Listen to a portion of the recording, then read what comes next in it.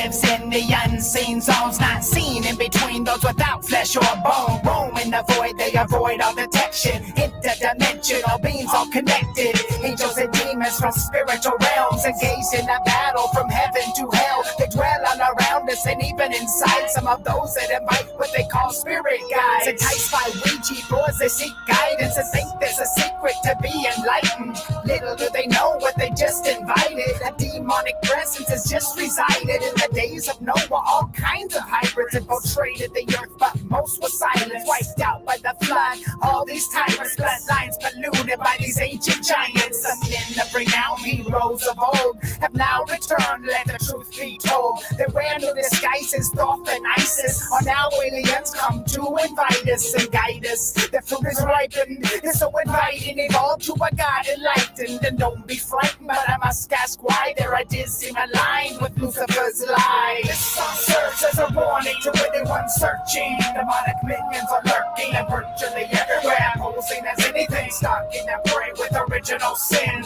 This song serves as a warning to anyone searching. Demonic minions are lurking and virtually everywhere, posing as anything, stalking their prey with original sin. Is it coincidence that all these incidents represent all the same thing the serpent said? Look at Genesis chapter 3 verse 6. It depicts exactly the same conflict. Feel this trick inflicted by the sick and wicked, invented, presented like a light transcendent, but it's dark demented. It just pretended, depending on beliefs, what you just expected. See how a rose has thorns and thistles? They hide among the truth to avoid the signal. They muddy the water with disinformation, persuading so many without a foundation. Some people like to listen to Ike and Sitchin, Jordan, Maxwell, and Tessarian. It seems these people are on the same mission. Deny what's Christian, seek secret wisdom. Tied to the lies in the movie zeitgeist. Lost, they deny the existence of Christ. I defy you to find any truth to the logic. Go ahead, just rewind it and pause it.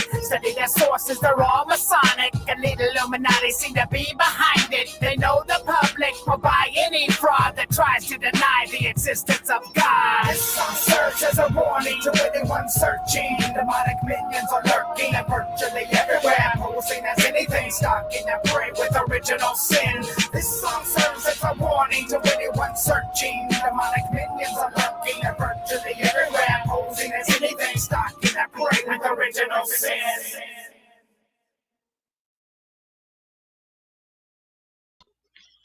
All right, what is going on, everyone? Steve JMO. It is the 15th of February, 2020. For what they tell us, it could be 2040. It could be actually like the year like 1200, but who knows? It is what it is, guys. And today we got Brian Staveley on with us. What's going on, Brian? Yo. How are you? Hi, how are you? Hey there. What's going on, brother? How are you? Good stuff. Good stuff. How you doing today? I'm chilling. I had on my first day at the new job yesterday. I worked a double. It was insanely busy in there because it's Valentine's Day.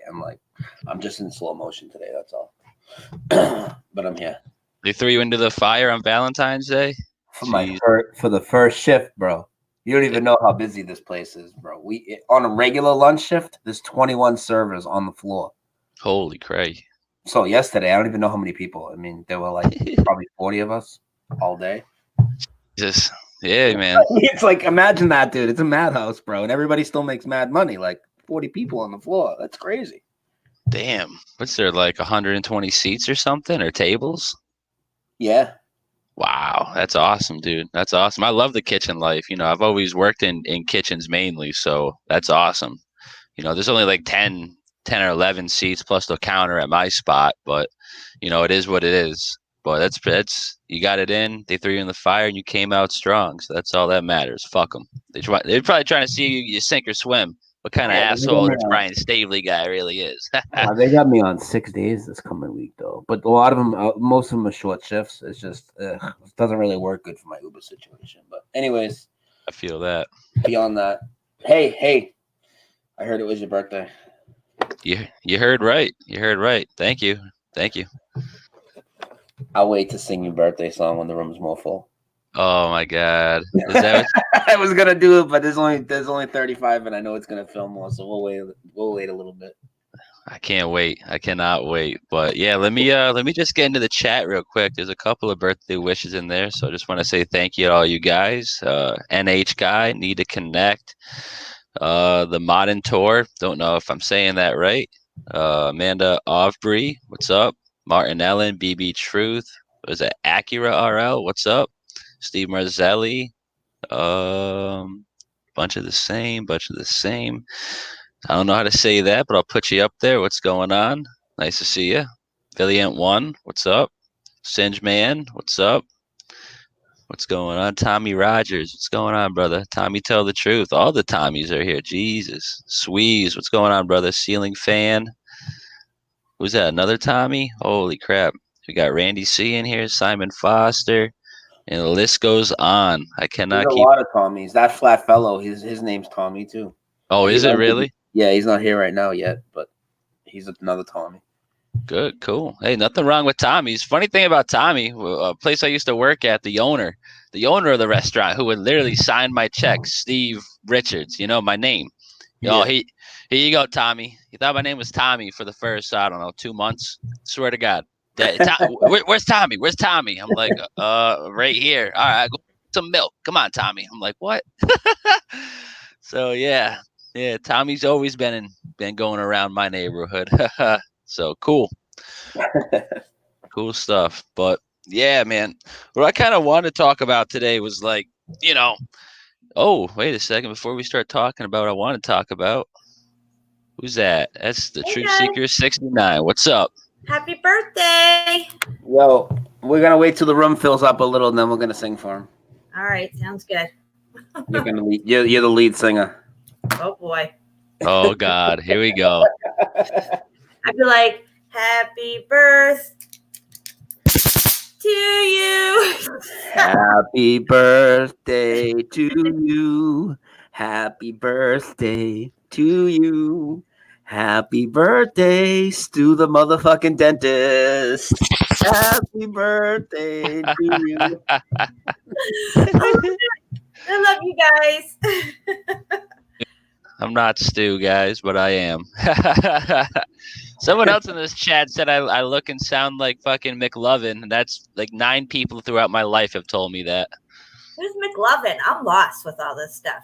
Is that from like American Pie or something? Oh, man. How old are you? 75,000 years old.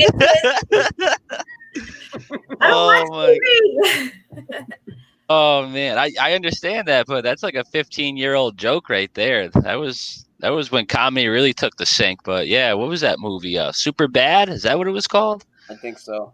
Yeah. No, but people said that you really do look like in between those two guys. You could be either one of those guys. When I used to have like longer hair, it was kind of. It ended up Stu the dentist ended up being cool and getting mad pussy. He was the man. So I'm not arguing. Yeah. It's a compliment. Might go marry a stripper tonight. Who knows? I've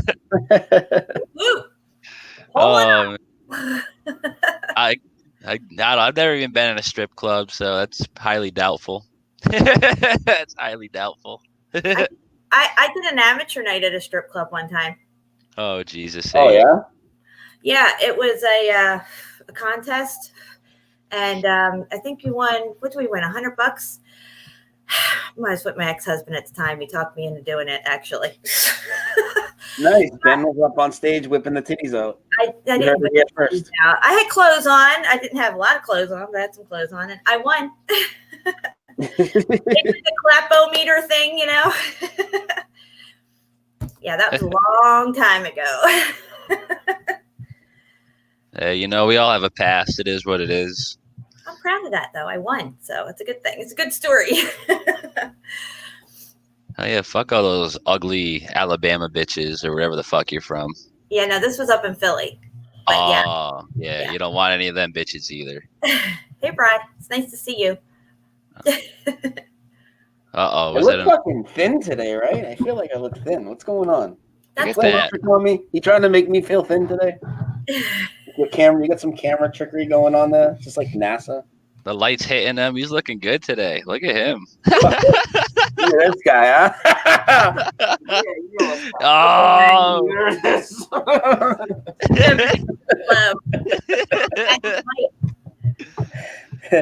Matt Brian. Oh, you guys crazy. are ridiculous. The next time I get on your stream, I'm definitely crashing this motherfucking Ed McMahon rap dance I got. Listen, Oh you can get on my stream and whip out your vagina lips, Steve. It's all good. my gosh. Huge bro. I'll have the dollar bills, y'all. And printed before 2017, please. I want some real fucking money. I don't want that fake shit. Fucking signed with a fucking crayon, basically.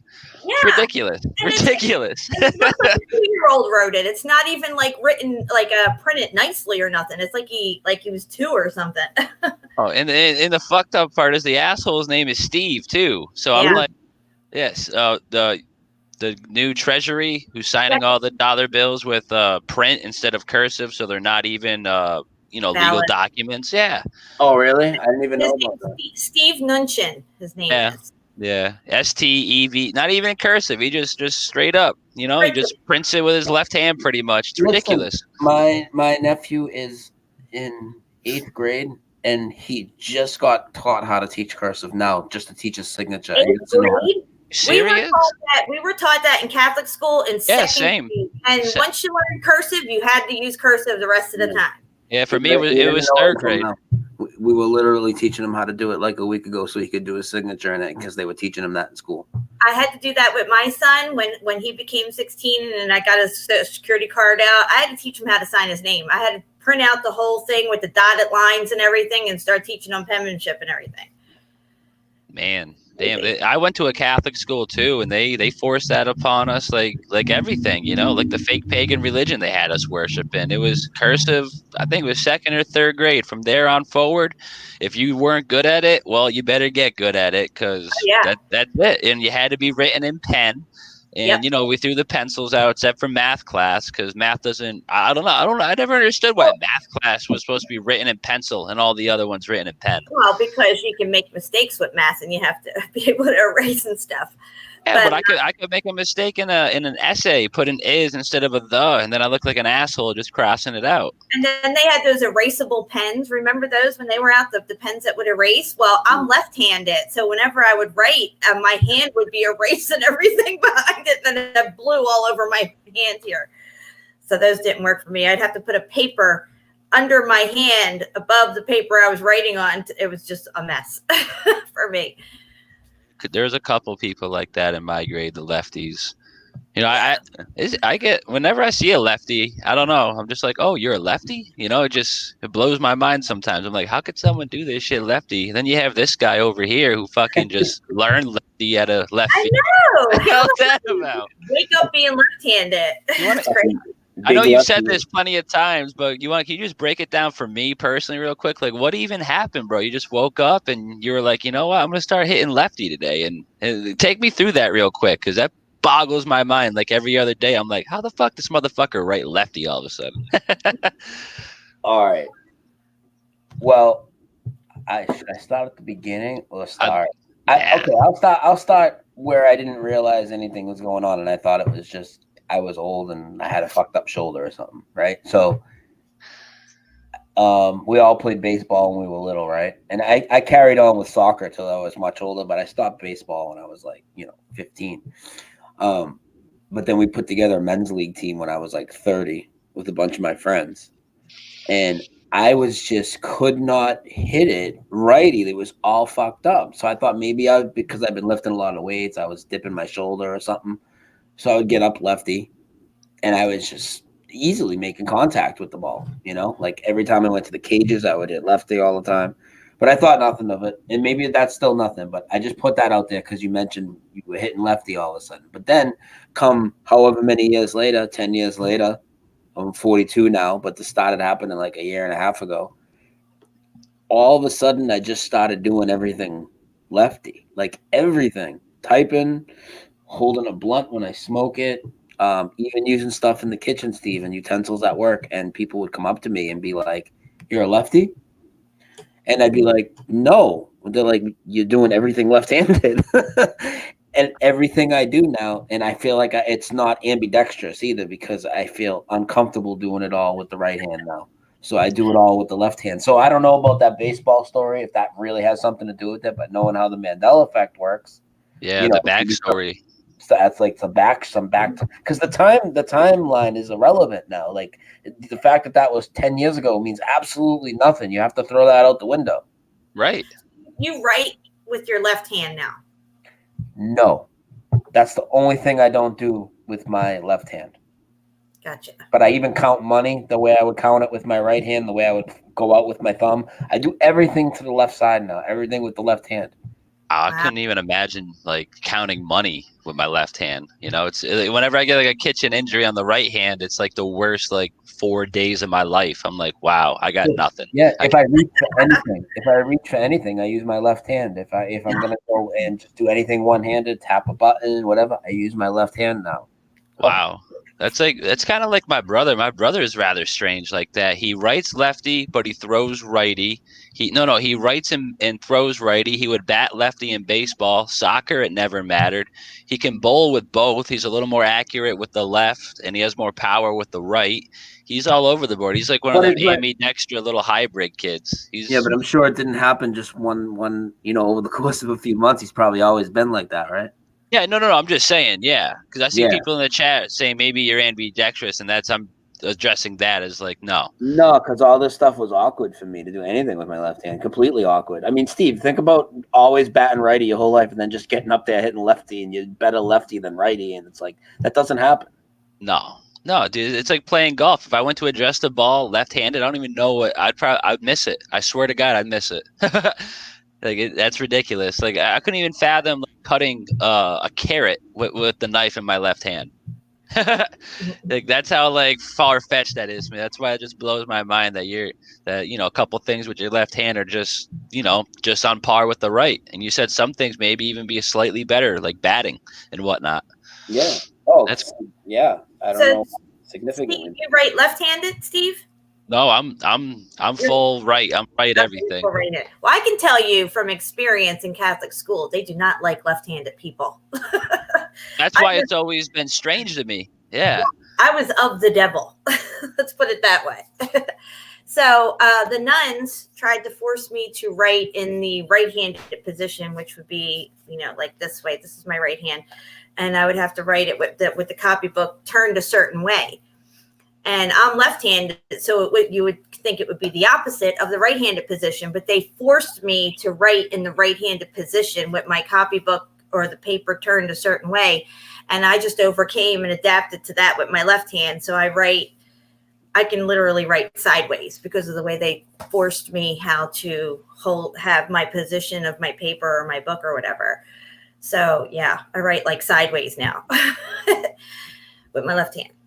One of my longtime friends, she recently passed, and we were a little, not as close over time, but she went through middle school with me, and we ended up re-meeting in high school because she left in like 5th or 6th grade, and the relationship wasn't as strong then, but pretty much from like K up until 5th grade, we were in the same exact class, and we were always hanging out together. And she was a lefty, and everything that you're saying, I remember the teachers like making her write sideways, or it was like the exact, it was just she'd be like curled over on the table trying to write an essay. Yeah. Now, if you watch, I hate to even bring this guy up, but if you watch Barack Obama, when he used to sign stuff like the executive orders, they would show him, he would have his arm all curled over as he was writing. I'd be like, look at this freak. He looks so stupid doing that. But for me, like literally my paper, I can never have it just straight in front of me and write. I have to have it in the right-handed position, which makes me go like up. It's weird. I don't even know. But that's how I write. She'd end all of her paragraphs would like go like slightly upwards. Well, no, what it is the paper has to be turned that way for me to write. Like I can't just have it in a normal position. So it looks like I'm writing up, but the paper's turned. So, but that's the only way I can write. I can't switch it any other way or I would be all like this, and that's not going to work out for me. But somebody in here wrote something about, oh gosh, where was it in here? They just wrote something about Lefty being on the Satan side or whatever like that. But yeah, in Catholic school, they're real adamant about that. And also somebody said in here that they write cursive, but nobody can read it. I've come across that as well. When I worked at Cracker Barrel, I used to have to make up the board for whatever the special was that day. And some of my stuff I wrote in cursive. And I asked this one girl who was a lot younger than me. I was like, so what do you think? How's it look? Because, you know, before I put it up for everybody to see, I want somebody else to look at it to tell me, okay, it looks good. I can read it. Everything's clear. And she'd be like, oh, I can't even read that. I'm like, what do you mean you can't read it? She's like, well, I don't know how to read cursive. I'm like, are you fucking kidding me? You can't read cursive? What's wrong with you? And that's when I had found out. That was like 10 years ago, probably. That's when I found out they weren't teaching cursive anymore in school. And I'm like, are you kidding me? What is the purpose of this? This is so important. Why don't they teach this anymore? But what it boils down to is that we're moving into the digital age, the digital society, and kids won't have to sign their name. Everything will be digital signatures and stuff. Right. And another thing is all that out. Another thing is all like ancient, not even ancient, but like mystery schools, like all the books written by occultists, all the original texts are in, you know, mostly cursive. So, you know, maybe that's just another way to keep that in the hidden, you know. They don't want you to be able to read that in case someone falls upon a YouTube link dropped by one of us three and it's all in cursive and they're like, I don't even know what this says. Exactly. And that's so foreign to me to even hear anybody say they can't read cursive. I just don't even comprehend that. I'm like, how could you not read this? You know, I mean, so the dumbing down of America is in full swing, and it has been for quite some time. Yeah, there's completely simplifying and deviating the English language. And then you got Steve over there, Steve Mnuchin, the Secretary of Treasury, just printing his name like as if this is the new norm. When you have a legal tender, a legal document, it has to be signed in a signature. If you print your name, that means anybody can come along and print your name, because printing does not have that exclusiveness to your penmanship. You know, because you can't forge somebody else's signature and stuff like that. And everybody has their own way of signing their signature. But if you print it, anybody can print it. So it's like, what is this? What are they trying to tell us? Obviously, our money is invalid. It has no value because it doesn't even require a signature now.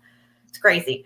Absolutely. Here, I'm just going to get up a image real quick so people think we're not just lying. They're like, oh, there's a signature. There's a signature, but yeah, there's a signature on one side, then the other side where it's supposed to be. You know, why am I sharing audio for a picture? That's where I'm up right now. I'm ready to go. All right, let me make this full screen real quick, and we'll do a little zoom in action.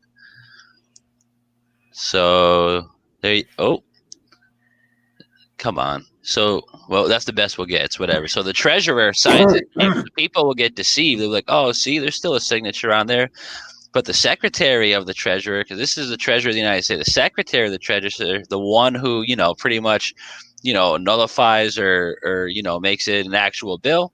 Right. Just signed. 100% just signed. STEVEN. And then it's just, you know, I don't know how to say that, but yeah, just like straight up.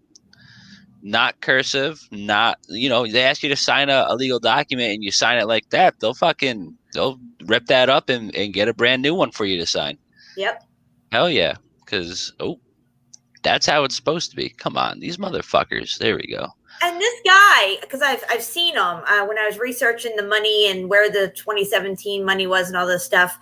When he became Secretary of Treasury, he's not like he's real young or something that he wouldn't know how to sign his name. It's not like, you know, he's one of these young bucks or something.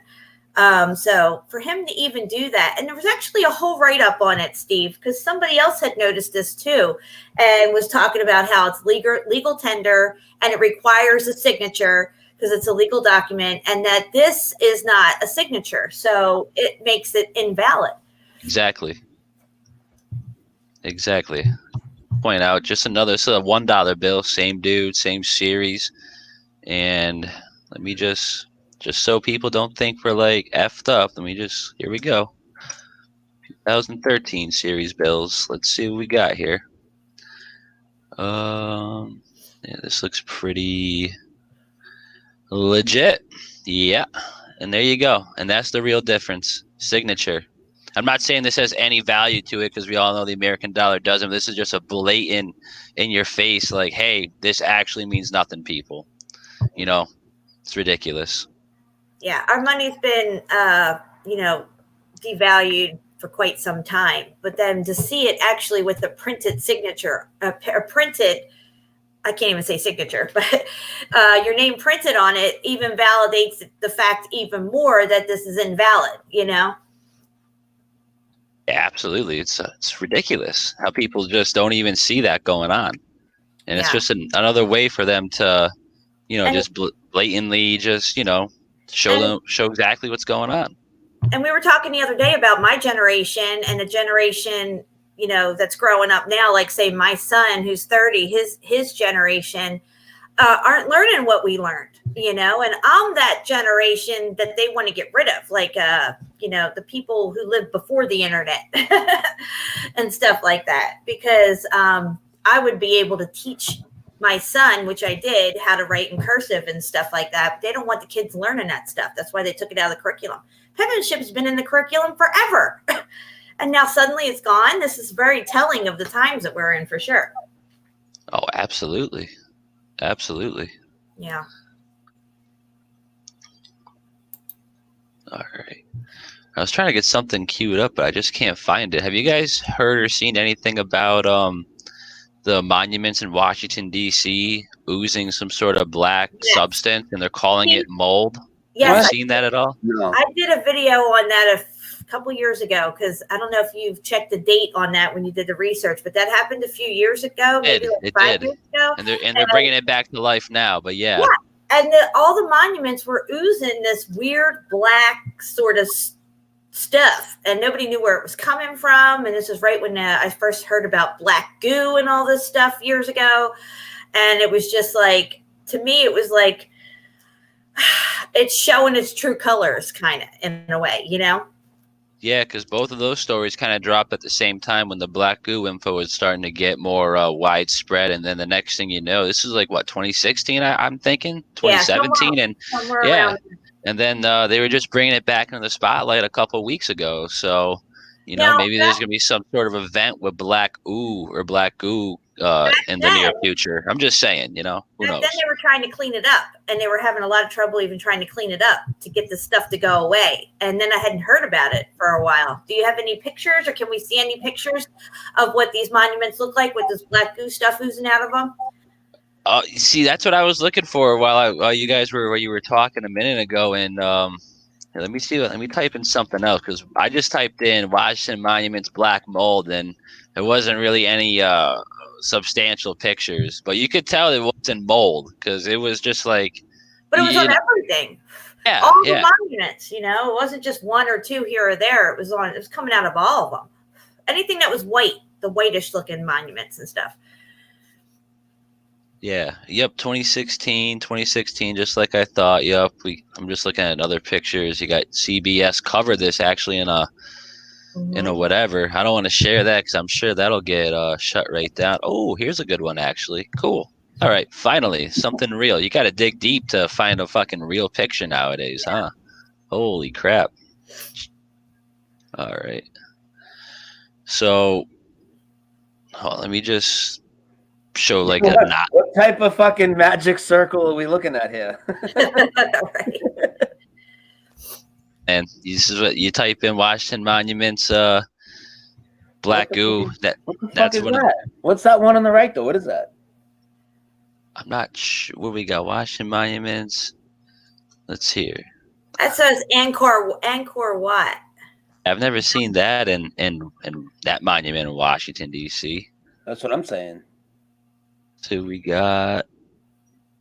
Come on, this thing want to load any faster? I fucking hate when that happens, man. It fucking drive me fucking insane. My computer sucks. I'm fucking mad fucking dick at the moment.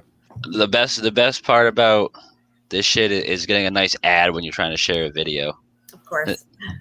That looks like what's about to happen here. So you should have ad blocker off on YouTube, dude. It's so easy.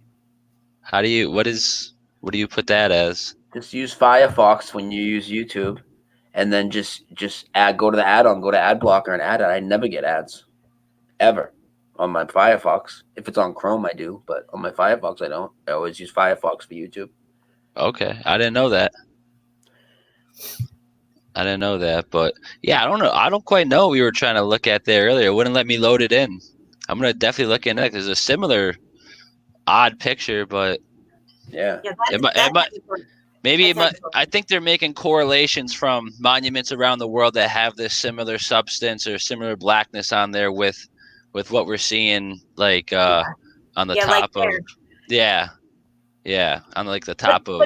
But the Angkor Wat is ancient. This shit isn't ancient, or at least they tell us it's not ancient. I don't know, but definitely not recent history. I just don't know why they're sharing that. Why that popped up when I typed in Washington D.C. So it's kind of weird how they're bridging the connection to that. Well, obviously over time we would have bridged that connection.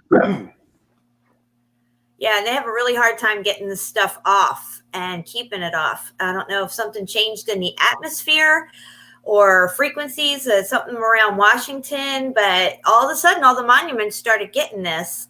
And yeah, like, look at that. That's crazy. That's what is that? Lincoln's monument right there. Can I fucking zoom in? Wow, I'm about to like throw this laptop out the window. Wow. Okay. I don't even know what picture that was. So please hold. Was it this one here? It was this one. Yeah. All right. So we got that. Can we go up? Thank you. Yeah. So that's crazy.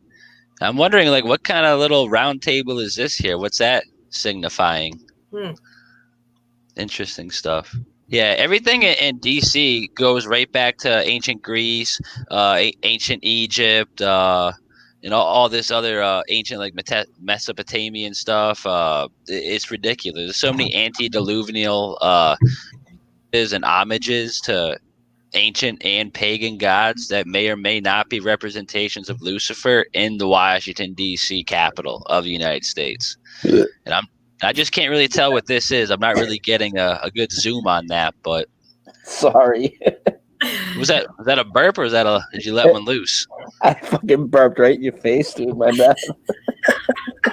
It wouldn't be a show if Brian didn't burp. So. I was like real close to the mic too, and Steve was trying to talk. I didn't even mean to do it. I'm like over here with my face up on the screen, looking at these pictures, and I just like. It's all good. It barely came through on my end, so I heard a little something. I was like, maybe that's the dog downstairs, but Jen heard it. Oh man, but yeah, it's just kind of strange how these things have these like, black goo on there, and then like you were talking about what's that? Angkor Wat? How do you say that? You said it pretty well. Yeah, Angkor Wat. That's how you say it.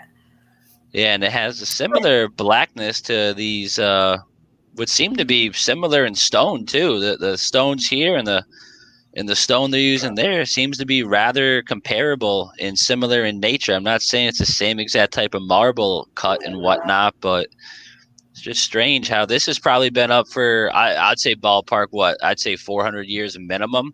And these have been up for how long? Not that long, probably 100 years. These are already getting that. If it's mold, they're molding a lot quicker than these are. You know what I'm saying? It was exclusive to Washington. It wasn't like it was happening to the monuments all over the United States or something. It seemed to be exclusive to Washington, D.C., and it seemed to all be happening at the same time, which was very strange. I remember when they had all these crews supposedly out there scrubbing all these buildings. Yeah, that's what I remember too. I don't really remember the details like Jen was saying in the beginning, but I definitely, when she brought it up, I remember a few years ago it was like a big deal, and they would like put it out there how they had to go scrub all this shit down. I think that there was some sort of campaign where it was like dedicate your time or some shit, like some sort of like not Red Cross thing, but like they wanted people to sign up and help with this. I maybe I'm misremembering or maybe I'm just baked, but I don't know. Don't even fucking say that word around me. What? Oh God! Not like I'll fucking slap you guys. Yeah, JFK. He was in that 6-seater my whole life, bro. I don't know about you. Oh gosh! You're gonna trigger Jen real bad, dude. Never mind me. So for me, when I first saw this, when I was doing a video on it, I thought to myself, because all these monuments are white, right? And we know Washington, D.C. is evil. And for me, it was like, oh, it's like the evil's actually oozing out of this stuff. Like it's showing us that, you know, because you think white is pure, white is good, and all this stuff, when actually it's always been something else, and now it's starting to show through. That's kind of like the metaphor I put to it. And there's your broken star in Washington, D.C. Yep. Representation of Lucifer with the star, first of all, but the broken star, that really just that sets it off. Yeah, because the broken star means he can get out. He's loose. Exactly. Yeah. Exactly. And it looks like it makes some sort of hexagonal pattern around it. Interesting stuff. You know, it's rather strange. These Freemasons who run America, you know, they their roots go in every single town in America. In East Long Meadow, it's probably like, I don't know, the little town next to Springfield. I'd say 5,000-6,000 people max. There's a rotary right at the middle, and if you look at it from above, it is the Freemasonic compass. No doubt, no question. Let me see if I can bring it up real quick. Here, I'll put it on a separate screen. Let me see. With Newtown, Connecticut, Sandy Hook, that whole area is satanic. It's laden with Luciferian families, and that's how they were able to pull that off. Yeah, absolutely. That was worth as the fucking easiest hoax of all time to see through. And also, Steve, the Pentagon is a broken star as well, because supposedly a plane hit it. So now the Pentagon, which is a pentagram, is broken. So to me, it was like, okay, are they releasing something? You know, it was a mega ritual in certain respects. And now that the Pentagon, which was a completed star shape, is now broken, the broken star. So they were releasing Lucifer, or trying to make a ritual to where it looked like they were trying to bring that forth. Absolutely. Here, 1 second here. They would never do something like that, Jen. Nah, they would never. They would never suck Satan's cock. They fucking be sucking Satan's cock all day long, 24/7. All day long. Deep throat. So this is what I got. Just one town over from where I live. This is the. Oh, did I just end that? What just happened there? No, we're good. No, we got the screen. All right. Yeah, this is the center here, and right away you get your triangle with the circle in the middle. More ancient. I can never think of that word. What's that class we all took? Not geography. Sacred geometry. There we go. You got more of that. You got your arrows down here, and then you got swoosh over here, and you got it. You know, it's not really the biggest compass with the protractor under it, but it's certainly a representation of that. And then the funny thing is, if you literally go up this road right here, you go up this road right here about.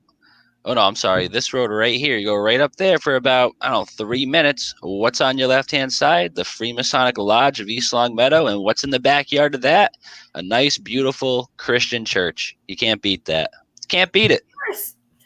It wouldn't be complete without the Christian church there. No, of course not. Of course, there's no like, this is another topic, but there's no coincidence that in all these spots around the world, not just in like certain countries, just on certain continents, but all around the world, there'll be something in the news. Not anymore. You know, everything after 1947, they pretty much blocked out about ancient giant bones and type deals, findings in the news. You don't hear about that anymore, but every time they found them before that, and it just so happens that within a couple days, a couple months, or maybe even before they found it, there was a Catholic church on the spot every single time. And it's usually right underneath the church is where the bones, the skulls of these ancient beings that are, have the elongated skulls and the detached jaws, and who are human-like but serpentine in nature, if you ask me. So I just think there's no coincidence there that,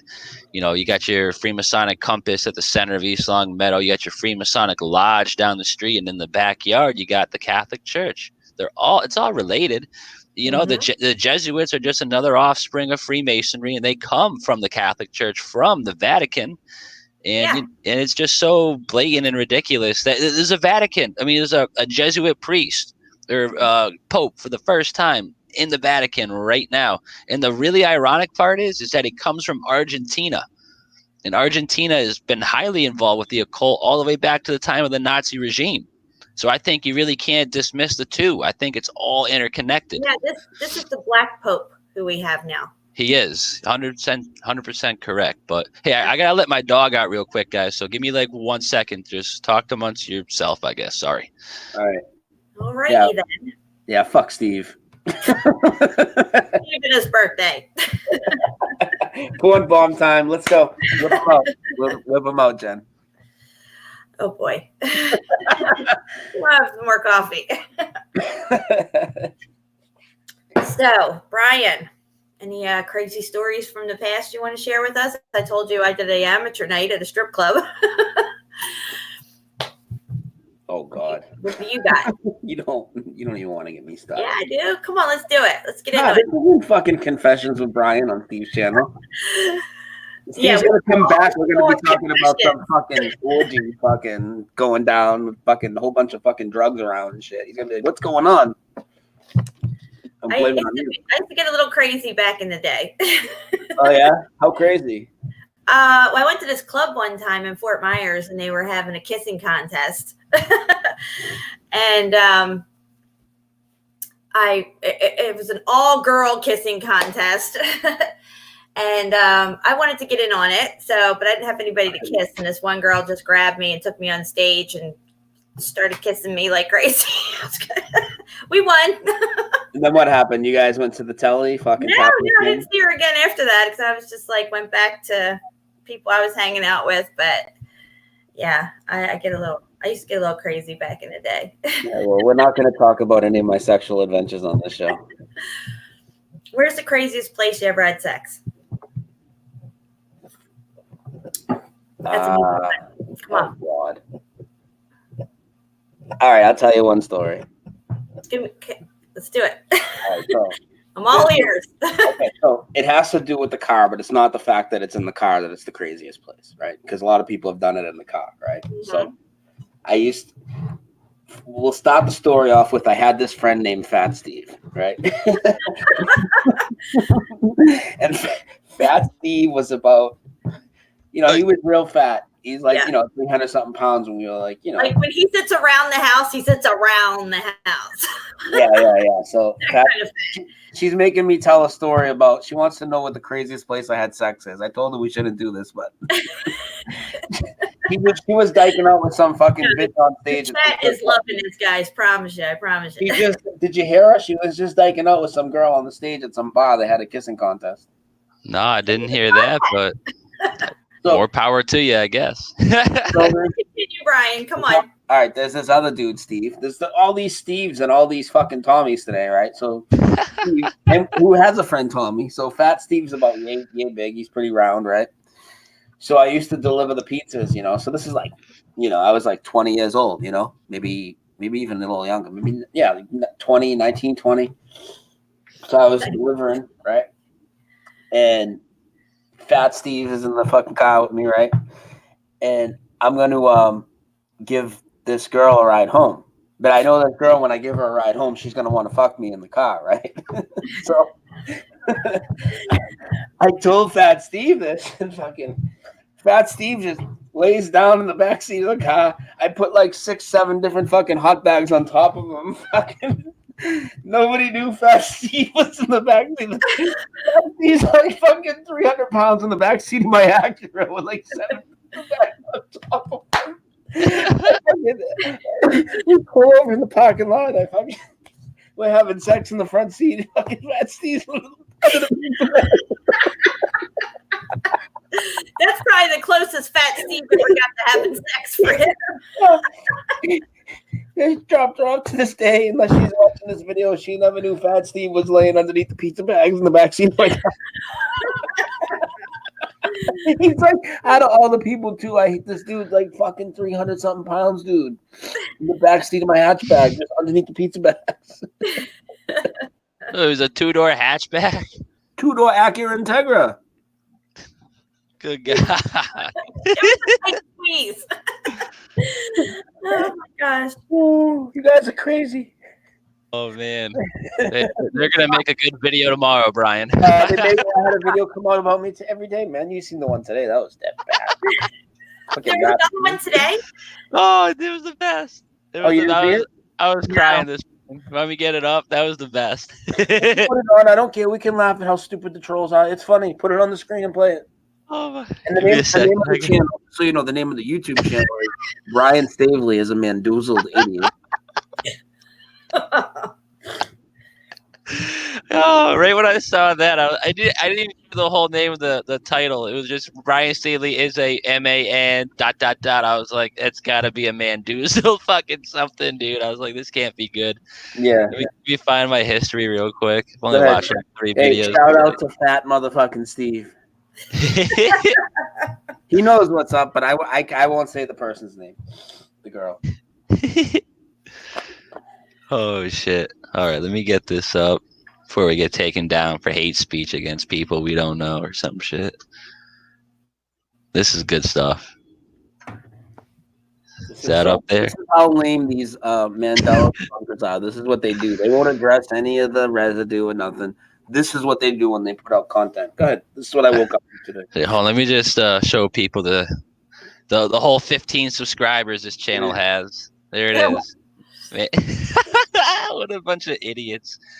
18 thumbs up. That's how sad these people are. It's all the usual suspects in the comments. All the usual jackwagons. Yeah, don't even show them, but it's all the usual suspects.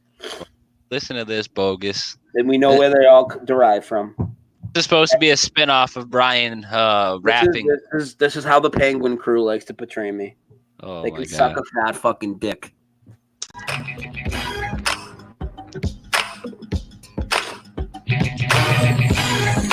This is how 3, 2, 1. Shout out to QDP. I opened a bottle of wine. Next thing you know, I enter a new timeline. Santa's a lie, but I still leave out milk and cookies for Ed McMahon. I still remember. You'll shoot your eyes out, kid. Yesterday I was a woman. Today I'm a man. Don't get mad, fella, are just affected by Mandela. My anatomy be changing, like a baby's diapers. Gotta keep the low ground, haters like the den of vipers. The heart's location has changed its place, but when they attack Brian Staveley, my heart still breaks. Oh my god. Don't get mad, fella, are just affected by Mandela. How fucking lame they are. Unbelievable. Oh man, like Gay as fuck. I don't get it. It's like, who would take time out of their day to do anything like that? You don't see us like groveling on people like, oh, someone may have made a video about me, but I'm not dedicating hours out of my day to make a hit piece on something. Ridiculous, dude. I mean, you would think at least if you're gonna make a hit piece on somebody, bury them. Do something nice, like do something good. Like this is ridiculous. Yeah, and then sit there and waste your time making this thing that probably took a couple hours to make, because I know how long it takes to make a video. Even a 2-3 minute video could take an hour to make. And they're gonna sit there and literally waste their time doing that instead of doing any research and actually delving into what's going on. They're just gonna mock us. And absolutely. It's sort of what I want to talk about today. Not these trolls, but like, people nowadays, you can easily tell, you can tell the fruits of people, just like it kind of talks about in the Bible. Some people got really bad, lumpy, rotten fruit, and some people got, fruit that's, not ready to be picked yet, but it's looking pretty good, Yeah, I feel like me and Brian got the, a decent fruit. I've done a lot of bad stuff in my day, so I might have a couple nicks and knacks around the bottom of my stuff. But I'm starting to water the tree a little more. You know what I'm saying? And you could tell who doesn't even give a damn, and they're just becoming slowly more rotten. And it's not like this has anything to do with my birthday. I don't care about people not hitting me up. Oh, happy birthday. Like, oh, yeah, great. It's whatever. But it's just the people you think that would hit you up never hit you up. And you're like, wow, so why am I investing my time in these people? So it's ridiculous. Yep. So I got 25 birthdays on you, Steve. We're actually 25 years apart, Steve and I, and we're both Aquarius. He's my brother from another mother. Yeah, we both had a dog named Taz. Yep. We probably have a lot of other similarities that we haven't even discovered yet. But yeah, I find that so interesting that, here's two completely different people, completely different areas of the United States and stuff, and we have all these things in common. And I like to tell people we're not as different as we all think we are. They have us in this mindset of, we're all just our own, we're actually all one. And that is what they mean when they say the oneness, because the consciousness that flows through everything, flows through us, the animals, the environment, the trees and everything. And they have us so disconnected from all that, and then leading us to think that we're disconnected from each other because I'm here, I'm in my own little bubble, and you're over there in your own little bubble, never even thinking that our bubbles connect in some kind of way. Yeah, dude, that happens all the time. And well, before I get into that, something I want to talk about real quick is how they're deviating that one consciousness that we all kind of, have together. They're trying to bring everyone together through singularity on a technological scale. You know what I'm saying? They're trying to do that, but in their own way. Like I like to tell everyone, when it comes down to it, is that Lucifer, Satan, whatever you want to call him, the master to these people has to do every single thing that God has done and created or ever has done on this earth in their own counterfeit way. Exactly. And a prime example of that is the solar simulator and the chemtrails in the skies. Every single day they're out there. Every single day they're up. And a one big thing about them that I think people overlook, that Brian's familiar with, that you're familiar with, is the fact that those two conspiracies are actually reality, and that they are here to ultimately block the consciousness and disrupt the frequencies we have with each other and to the creator. Somebody had said something about when the simulator, the eclipse took place, that in 2017 or whatever it was, and that's most likely when they put the simulator in there. That's probably what that shadow was going across. It wasn't the moon. But right after that, I felt really depressed. I felt an oppression over me, and I couldn't shake it. I felt like I just wanted to cry all the time. And somebody had made mention about how, the sun makes us feel good. The sun makes us energized and all this stuff.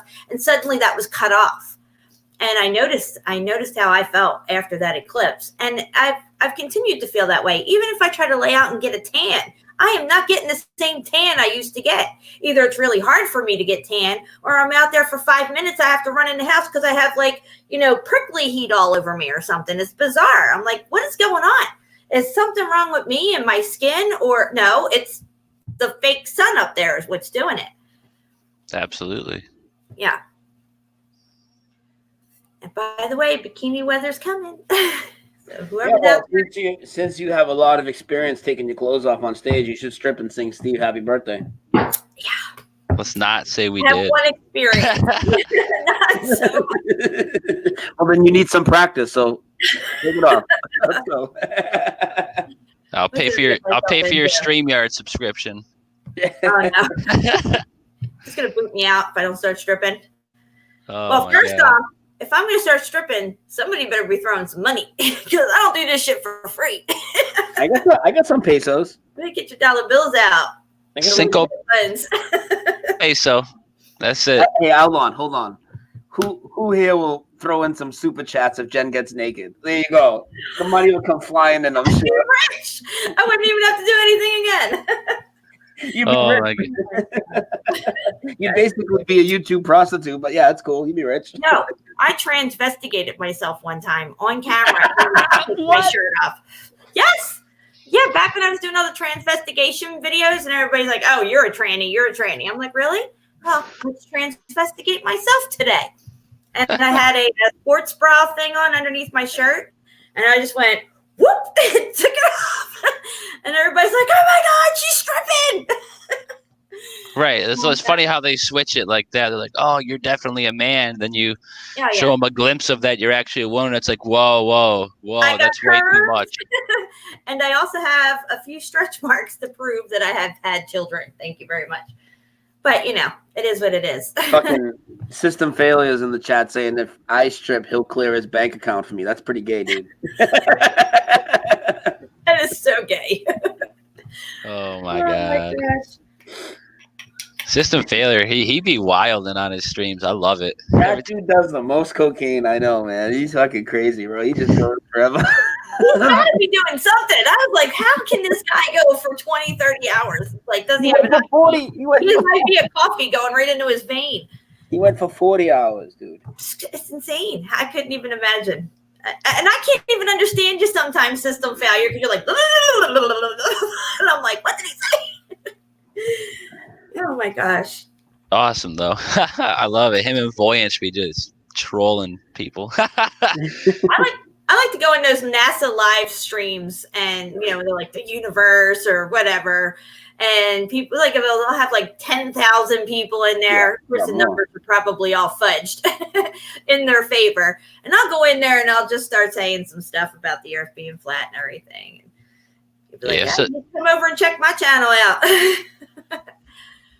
After just tune into the ongoing live stream they have of the ISS. It's ridiculous. Yeah. It's ridiculous. I used to break that shit down for fun. Like, look, they just had a woman that was up there the longest, and she just came back to Earth, right? And I'm thinking to myself, okay, this woman's probably in her prime. They pick people who are in like their 20s and 30s and stuff in your prime. You're really healthy. Well, guess what? This bitch, I'm sure, has her period too. So, she's up there all this time. Once a month, I'm sure she's getting her period. Like, I'm just thinking to myself, how is this even happening? How could you be up there in this little tube for all this time with these guys? Fucking Chris Hadfield's up there earning his wings, Steve. Think about that.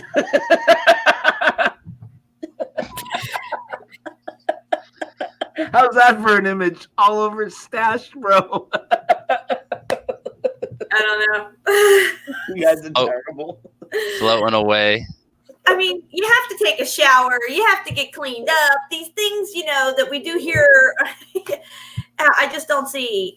I don't buy any of it, obviously. But even when you think of it, factor in what women go through during the course of, each month and stuff.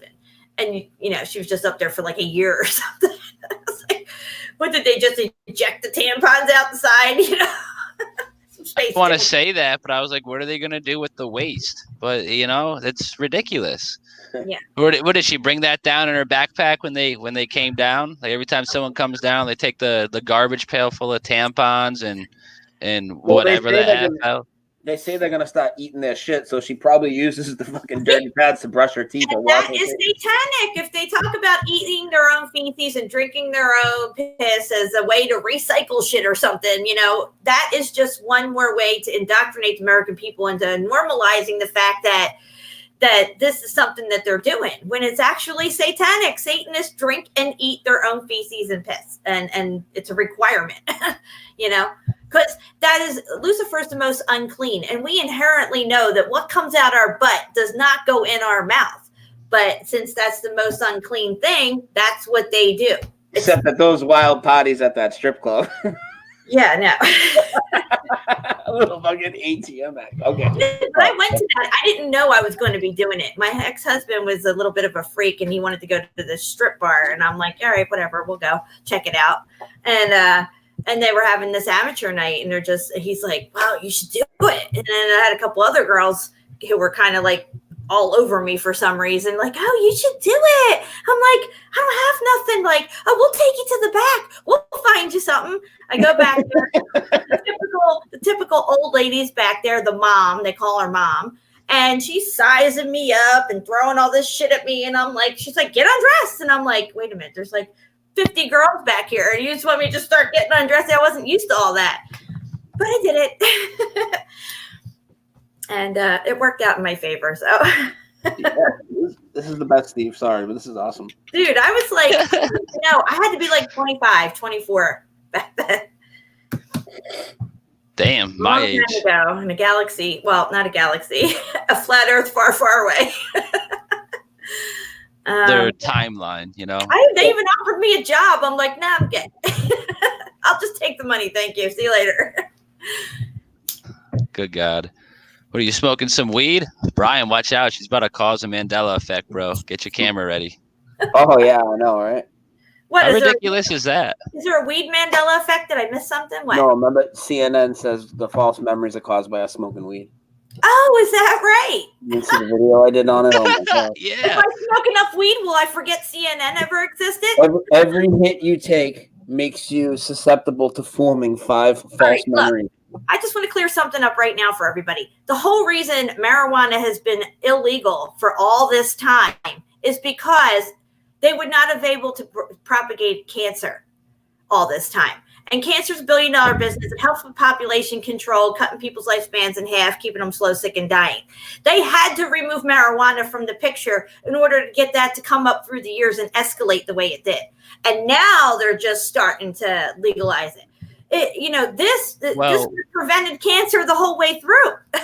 Yeah, but the thing is with the legalization of marijuana, it's cool if you're still like getting it from like, honestly, like the street sources, I think are more cleaner than the stuff the state's selling. No, because they're saying that stuff's going to cure cancer, this, that, and the other thing, and the stuff they're selling from the stuff we already have is what's curing cancer. I don't like FDA approved marijuana. Thank you very much. You know what they do? I've actually had people tell me who've worked there that they take CBD out, they blast it up with some more THC, and then they spray it with oh man, what do they spray it with? Some other additive that gives you a trippy sense of high, and that's all. I smoke a blunt from the government stuff, and I'm not even high. I'm just like, I'm at some other level that's like between high and drunk that I'm not really cool with because I don't drink anymore. So it's all it's all effed up. And what do they spray it with? I cannot remember right now, but it's nothing good. Obviously, if they're spraying anything but besides water, it's not good. It was. You have somebody who has been smoking weed, say, since they were a teenager, consistently all their lives up to this point. They will not have cancer. You cannot show me one person that has smoked weed all their lives who's got cancer, because it's impossible. Okay, now you get these people like, well, I used to smoke weed. Well, maybe you smoked it here and there a little bit, and then you stopped for 15, 20 years, and then maybe you got high again later with your friends somewhere at a bar or something. But, I've been smoking weed since I was a little girl. It's just one of those things that was a part of my life. And it goes very well. It goes hand in hand with the stripper life. It balances it out. So people get on me like, oh, look at her. She's talking about being all healthy and she's smoking a cigarette. Bitch, I got this. Thank you very much. What do you got? So this counterbalances a lot of stuff. And I don't smoke government-funded weed. I have gotten weed from California from a dispensary that wasn't sprayed with all this stuff and everything, but I don't normally get that stuff anyway. I get Loud, which is really good stuff that, I get from around here from people that I know, or it might come from Atlanta because it's not too far away. They'll go over to Atlanta and get it and bring it back here. What'd you say it was called? Loud. Right? Isn't that crazy? She's always just saying that. Loud. Like, I wouldn't know what she was talking about. She's like, yeah, I got some Loud. I'm like, what do you got? Some new speakers in your car or something?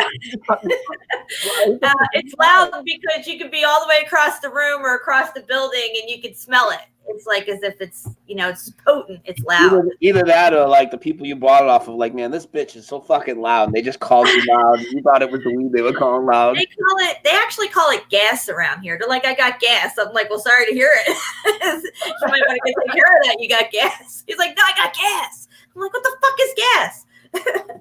They're like, I'm like, you mean loud? Or you mean crippy? You mean kush? You mean what you got? Yeah, that southern fucking lingo, Steve, is crazy, right? Jack wagons with Loud and fucking, what's the other one you just said? They got gas. So the gas ain't that bad. What's the other one though?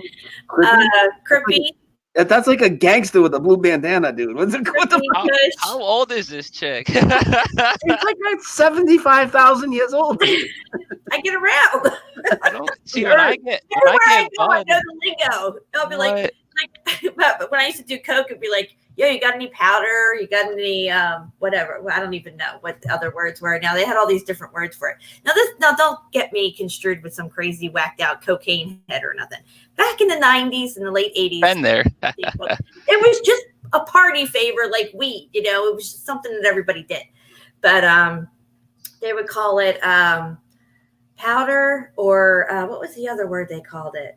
Oh gosh, I can't think. It's been blow. Yeah, of course, blow. Booger sugar. That's one. Yeah, you want to get some booger sugar? If you think about it. Yeah. It's funny too because my son calls it that too. He calls it booger sugar. He don't do it, but that's what he calls it. Coke does suck. I couldn't do it now. Back in the day, it was a thing, but now I take probably a week to recover. I did a ton of ecstasy. I'm not ashamed to talk about the things that I did or anything like that. I mean, I never got into any hardcore stuff or anything. It was just basically it was beer, weed, and Coke. Those were the 3 staple products when you went to a party, you know? You were not like young when I was young. Like now, you'd be like over here, over there, trying this shit, doing that. I did try ecstasy once. I did that once too, and that was probably one of the 5 scariest moments of my I life. wound up naked in the hot tub full of people. My sister's like, "What are you doing? Why are you taking your clothes off?" I'm like, "Well, I don't want to get my clothes wet, but I want to get in this hot tub." So I just started taking them off and got in the hot tub, and it was all good. Yeah, I did this wild strand of ecstasy or some. They were called blue monkeys or green monkeys, and that shit was wild. I'll never do that again. But that was great. That was fucked up. It was slowing everything down. I was like, oh, what the? When I got the ecstasy, the people that we got it from, me and my sister went to this friend of mine's house in Florida, and there's already people there on ecstasy. And this one guy's rolling around on the floor. And I'm like, what the fuck is wrong with him? And she goes, oh, he's just blowing up. I'm like, I don't want to fucking blow up. What do you got me taking here? What do you mean he's blowing up?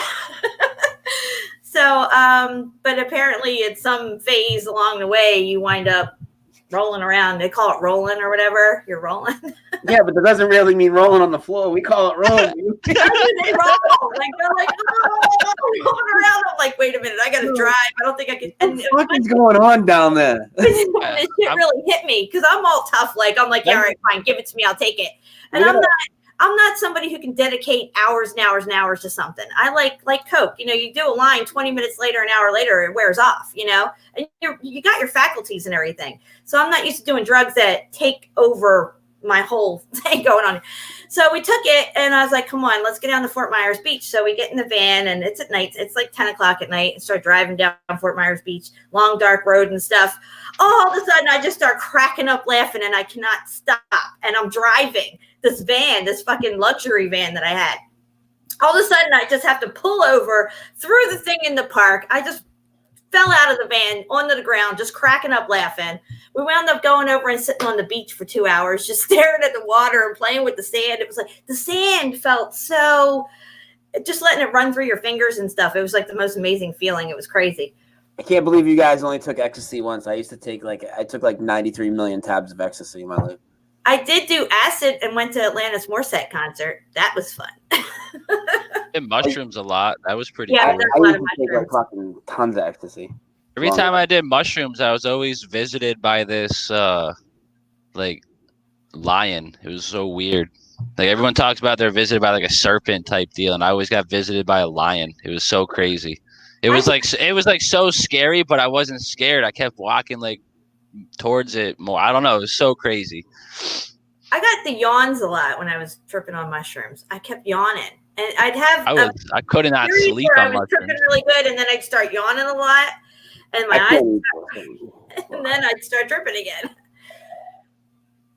What is that? Your mushroom face? I can't eat that shit. That shit's gross. Well, what I did, dude, you got the peanut butter mushroom sandwich. You can do that, Steve. I've done that, and I also make it into a tea. If you make a tea out of it, it's way more potent and it hits you quicker. Oh, I don't like tea, so I never really drink it fast. You know, right down. Put honey in mine. You know the thing with the mushrooms, you know how it says the orange juice sort of activates it and puts it in hyperdrive. See, us as teenagers, we didn't know that, and ironically, the only thing that was in our boys' house to drink in the fridge was a fucking like 3-gallon bottle of OJ. We were just drinking that all night. We were tripping balls for like I don't even know, like 19 hours. And ever since that night, I know it's like, oh, he was on drugs and it ain't the same. Ever since that night, the moon has never looked the same again. That was the last night I vividly remember seeing the man on the moon, because that shit was literally smiling and laughing at us. And now you look at the moon and it's not there. There's no face on the moon. It's so crazy. Yeah. I'm not saying it's one of these times when it refreshed itself, it came up with a whole new face, like an update. Possibly. Yeah. Like when your Firefox or whatever gets an update, or even Facebook, it's like, well, wait a minute, nothing's where it was before the other day. It doesn't even look the same, yet it's still the same thing I'm using, but I think that's what happened to the moon. It refreshed at some point and had an update. And because that thing that we see is just an overlay. It is not what the moon really looks like. I firmly feel that now. I don't use the word believe, but I firmly feel that is just an overlay, like a digital overlay, kind of like that 5G thing in the Raven Stadium and stuff. And that's not actually what that was crazy. Yeah. People still think that's fake, and I'm like, what the fuck is wrong with you people, bro? Whatever. And also, I'm like, the NFL would just release a fake. I know, I'm not saying they wouldn't release a fake story, but it was covered on it was the halftime show. Go look it up, people. Mm-hmm. It was called the halftime show, brought to you by like virtual reality or 5G or something like that. It was a Verizon sponsored halftime show. Have you ever seen JFK's speech about weather control? All the time. Yep. Okay. Yeah. I wanted to bring that up in one of our shows or something. Been a little bit. No problem. Yeah, because people don't remember. They remember a lot of things that JFK talked about in his speeches, but that was one of the ones. And he's even saying, he's like, and eventually control the weather. Well, what does control the weather mean? Did it just glaze over their heads at the time? And here we are, where we have completely controlled manufactured weather 24/7. There's nothing real about our weather whatsoever. Nah, nothing even remotely close. All the weather we got now is just 100% manufactured, 100% fake, 100% weather manipulation. 100% ridiculous. Yeah. It's bullshit. And then we have patents that go back to literally 1811 that got taken down off the internet that prove this fact. And then when things go sideways, they blame it on us. Oh, it's human, interaction with the environment that's creating all this. You farted too much, you used aerosol cans or whatever, cow farts and all this other shit is making everything all screwed up when it's them dropping rain bombs on people and shit. Rain bombs. Yeah, I was just talking about rain bombs yesterday. Sorry to interrupt, but was Australia? Another thing about Australia, it's no coincidence that they were doing anti-5G protests weeks prior to the entire continent, whatever you want to call it, country burning to the ground. And now no one's talking about it because all the fires are out, right? But they're getting hit from tropical cyclones and whatever you call them, typhoons and shit. And then they got hit with a rain bomb. They got hit with a quote-unquote rain bomb. Yep. And I'd never heard of these things before. I did a Mandela Effect video on them because I've heard of microbursts. I've heard of downbursts. I lived in Florida. I had a downburst hit my part of my property and, muffed up a tree and stuff. But a rain bomb is actually not just the high winds and stuff during a storm that's coming down on.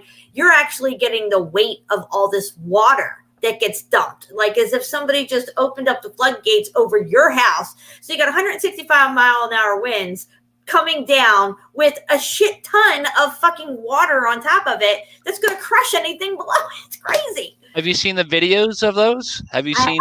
They're unreal. It's literally like sheets of water are just falling out of the sky. It's ridiculous. And I know what it's like when it rains really, really hard around here and stuff. It's pretty crazy. But could you imagine that concentrated over one spot? I mean, it's going to if a rain bomb hit my house, it'd be complete devastation. But apparently these things have always been around, like snow rollers. They've always been here. Hell yeah. Here, let me show you something that I've never heard of until about a year ago, and blows me away that people are just throwing this term around in the weather community like it's no big deal. Big deal. It's just, first of all, you'll see two distinct names in this thing. Here, let me put it up. You ever hear of bombogenesis? I had never heard of that until you said it the other day, Steve. I'm like, what the fuck is bombogenesis? Where did they pull this? What mumbo jumbo are they speaking now? Yep. My bombogenesis, apparently the Northeast got hit with like 2 or 3 of them last year, and that's all the news medias were covering. Get ready for the bombogenesis storm. I'm like, what the hell is a bombogenesis storm? Then you look it up. It's a popular term, mid-latitude cyclone that rapidly intensifies, 14 to 20 hurricane, force winds, blah, blah, blah. Bombogenesis in the North Atlantic. Yep. During the first 2 months of 2014. But, this term wasn't around back then. Like I said, I wasn't one to get good grades in school, but something I always did. And I got actual journals. I don't know if I can find them because when we moved, I got a lot of this stuff mixed up with the stuff. But I got journals, and every day I go outside and give you, my weather report. Like, fuck what they had to say. I'd write my own shit down. And, bombogenesis was not a term that I've ever heard of, used, or seen in a textbook to this date. It's ridiculous. Yeah, never heard of it. Never heard of rain bombs, nothing like that. I mean, when you see the video for the rain bomb, you're like, holy fucking shit. It's fucking scary. It's like, take a cyclone, a tornado, and fill it with a bunch of water and just let it land on somebody's house. It's ridiculous. It's absolutely ridiculous. I'm just trying to see. Maybe we could. That's a 20-second video, so hopefully we won't get knocked for this. Oh. Is this still sharing, guys? Yes. This is sharing this video? Yes. Yes, sharing. Cool.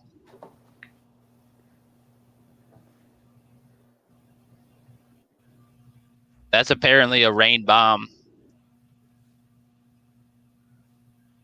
Looks just like a wall of water, and like they don't have, this isn't justified of like what I've seen on like chemtrail and weather manipulation groups on Facebook and whatnot, because you'll literally see like people recording out of windows or their houses, and there's just sheets of water falling out of the sky, dude. It's ridiculous. How does it keep all its pressure to where it hits the house all at once? Like, how does it not disperse on its way down, Jen? How low does it go? Jen, you're muted. Hey, Jen. Yeah. I got it. Sorry. So I made a video on the rain bomb, and I'm going to send you the one that I made. Steve, maybe you can play. It's only like 2 minutes. It's not like super long or nothing. Oh, and the guy actually explains it in the video, because I took a clip off of this weather phenomenon, whatever it is, that's supposedly common. It's no big thing, just a rain bomb. Go back to whatever you were doing, America. Yeah, right. Don't worry about this. All right, come on. This is going to work anytime soon. Here we go. And, I don't think these are Mandela effects, first of all. I think these are just them introducing new terms of weather into the mainstream to get everyone all effed up. Mm-hmm. You want me to share audio with this, or? Yeah, because you have to hear the guy talking it. Oh, okay. I didn't know if it was just you recording shit. All right. Is that playing up there? That looks good to me. Yeah. All right. Let me get some audio. Let me turn it down a little. All right.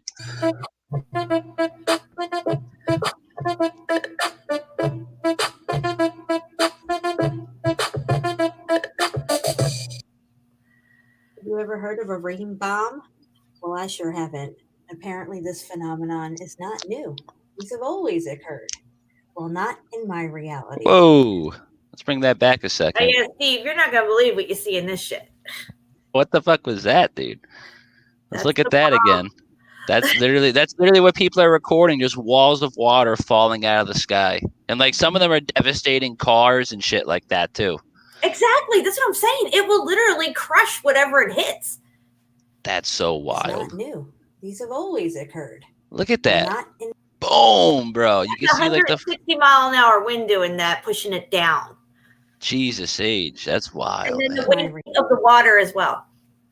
That's right. Plus all that, you pick up a bag full of feathers and a bag full of water. Which one's heavier, people? Reality. Leave a comment below if you've ever heard of rain bombs. Microbursts affect an area of no more than 2.5 miles Jesus across. fuck. And they occur when a cooled, heavier column of air sinks rapidly in the middle of a thunderstorm. As the air hits the ground, it spreads out with great force, often generating winds of over 150 miles per hour. In the case of a wet microburst, it also brings crashing rain, often described as a rain bomb. Thunderstorms are frequent and quickly forming at this time of year in Arizona.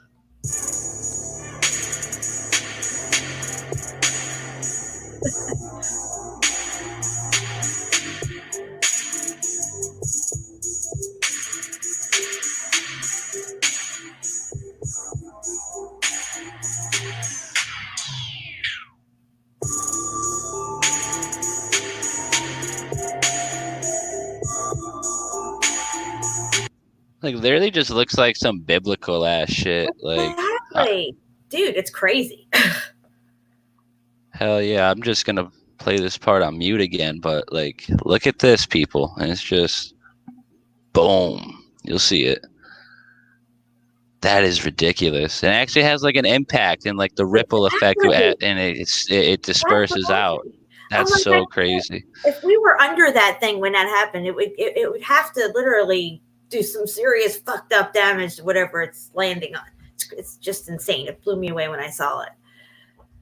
That's crazy. Yeah, holy shit, many tons of absolutely. Absolutely, Martin. That's so crazy. It's literally ridiculous. It is. It's like, where am I living at right now? How come I've never heard of this? Where the fuck have snow rollers come from? Have you ever seen snow rollers, Steve? I mean, you're up there where it snows all the time. I would think that maybe you guys might have seen some snow rolls, but I've never seen them until like a year and a half, 2 years ago. Steve, if you can, you should bring them up. Maybe other people in the chat haven't seen them, or even just a Google image of them. You know, just type in snow rolls or snow rollers. Hold, give me 10 seconds. Fucking snow donuts. It just seems like all this new weather terminology, all these new weather events happening that I've never seen. It's like, where am I living at right now? Did I, wake up in fucking bizarro world here? What the fuck is that? Oh yeah, these storms in the middle of fields, dude. It's unbelievable. Damn, that's crazy. The snow is getting more like wild by the years. Like this year, I've recorded and documented on my channel that we had some snow over here, and it literally looked like styrofoam balls were coming out of the sky. It's ridiculous. Yeah, pull up the images. Just go to images on this and look through the images. Okay, yep, now I am. I mean, this is fucking crazy. Either it's completely fake snow that they're dropping on us now, and it's causing these things to happen, but according to Wikipedia and stuff, this has always been around. It's not something that's new. Snow donuts. I've never seen it in my life until like 2 years ago. Never in my life, and you live here too. You ever seen snow do that naturally, dude? It looks like it's a carpet rolled up, bro. That's ridiculous, dude. Oh, come on, ass fuck. There we go. Look at that. There's a few fields that there's a whole bunch of them in it, dude. Oh, this motherfucking shit. You got this one. This is hey, we live where it snows fucking 4 or 5 months out of the year, bro. I've never seen anything like this in my life. And if I saw something like this in the middle of a field, I'd just run. I'd fucking run, bro. I don't know what that is. Exactly. And like, what? The video I made of these, I have a clip of a guy who's out there after it snowed. He's out there with his friend, and he's saying to his friend, he's like, look, what is it? Have you ever seen anything like this? What the hell is this? So even the guy who was videoing it was shocked to see these things and had never heard or seen them. Yeah, everything about this environment and in this realm is changing. Everything that doesn't just mean all the regular Mandela Effect stuff. That means everything that has to do with the environment, the snow, the fucking rain. I know those rain things, Stevie. So that's probably like them doing that. But I mean, a lot of these other things though, the snow rollers and. Yeah, I've got one person holding one in their hand right there, like, as if you can pick these things up. They don't even fall apart or anything. Somehow the wind comes along and just picks the snow up and starts rolling it around like a donut. Or it looks like a roll of toilet paper. You know what it looks like to me? I not that I used to live in Rhode Island, but I used to go to Rhode Island a lot, and they have grass growing fields down there. It looks like just a bunch of turf just rolled up, but it's snow. This is the most bizarre thing I've seen in a couple of days. This is crazy. Yeah, and it's like a whole field or a whole open area will be covered with these things. I have never in my life, not fucking once, ever, and I've been to Rhode Island because I have family in Providence, and I've been up there in the wintertime, and I've never seen nothing like this. No. I'm always here in the wintertime. Fucking 42 years. I've never seen it in my life. Yeah, I'm like, what the fuck's this? There's no way I missed these things. These have to be a Mandela Effect.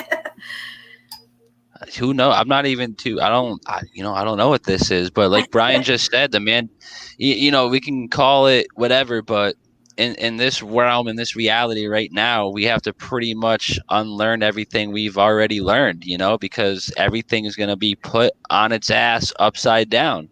Yeah. And the sooner people understand that, the sooner they'll start to be able to understand this is more than a human versus human battle. You know, this is a battle for your soul and your consciousness.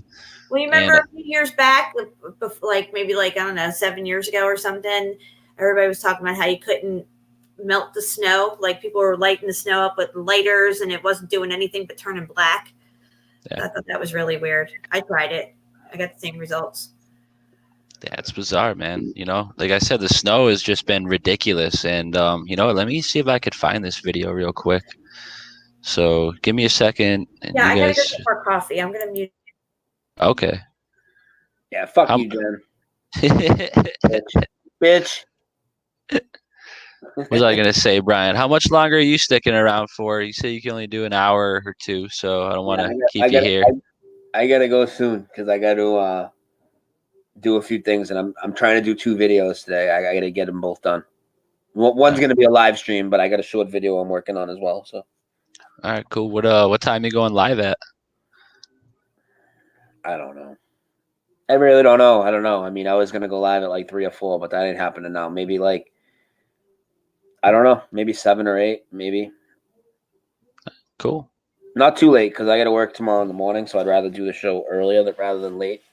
Yeah, that's why I was rather doing this stream now because I got work tomorrow, but which isn't too bad because I had the random day off today, and then I got tomorrow. I mean, I got Monday and Tuesday back off, so you know that's still cool to relax on and shit. But yeah, man, you know it just fucking sucks. We got to do all this work shit every goddamn day. Why can't we just fucking hit the lottery? They got me on 6 days next week, dude. That sucks. Jesus. What are you doing there? You serving or you like Serving. manage serving? Yeah. Yeah. That's still pretty cool. I gotta find this video for this bullshit ass snow. I just don't know when this shit happened. You remember seeing that at all? The snow was looking like styrofoam. Yeah. I mean, in videos. I mean, you know. You didn't see it like because it happened right around our neck of the woods. My buddy who works up in like he works pretty much dead set right between where you and I are, and he has to travel up there every day. And he said even up there they were getting that styrofoam looking snow.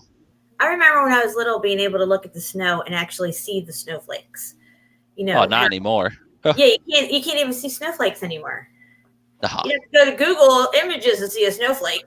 That's their version of a snowflake, I guess. Yeah, there's a lot of snowflakes around right now, but we don't have to address all them. I'm fucking surrounded by snowflakes and cupcakes. Right? Hell yeah, to the extent that people don't even understand. No, this isn't. I gotta find this video. I think this is like crazy and crucial that people see this again. So you just give me a second, guys. You guys talk about something. Well, I've been working on my song. I have. What do you got? Sing it. I can't tell you, but I got pages and pages of stuff. I've been working. Steve can tell you because I've actually read it to him. And it's almost done. I just have to actually do it. I have part of it, record it, the very first part, but it's not as easy as you would think. It's not easy at all, not really. Yeah, it's not. Or even trying to just hearing myself do this. It's like, wow, sounds horrible. But I got some good words. I'll read you one little part of it. One of my favorite parts. Let me see here. Find where it's at. What are you looking for, Steve? I'm just looking for a video that I know I have of there being like styrofoam like snow on the ground. I recorded it. I don't know why I can't find this. Like, yeah, I'm in videos where it's fucking okay, like I got 70 degrees. I'm gonna read to you. Now I gotta remember this is a rap song, guys. But it says, I was cutting class in, fucking blasting, straight mapping, looking at the globe, laughing.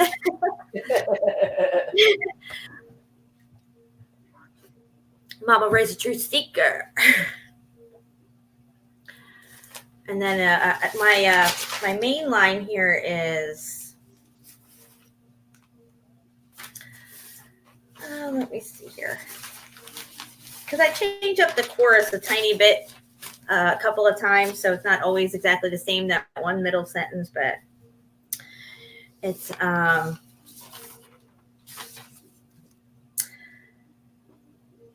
Mama raised a truth seeker, every day making way, exposing the deceivers. Mama raised a truth seeker.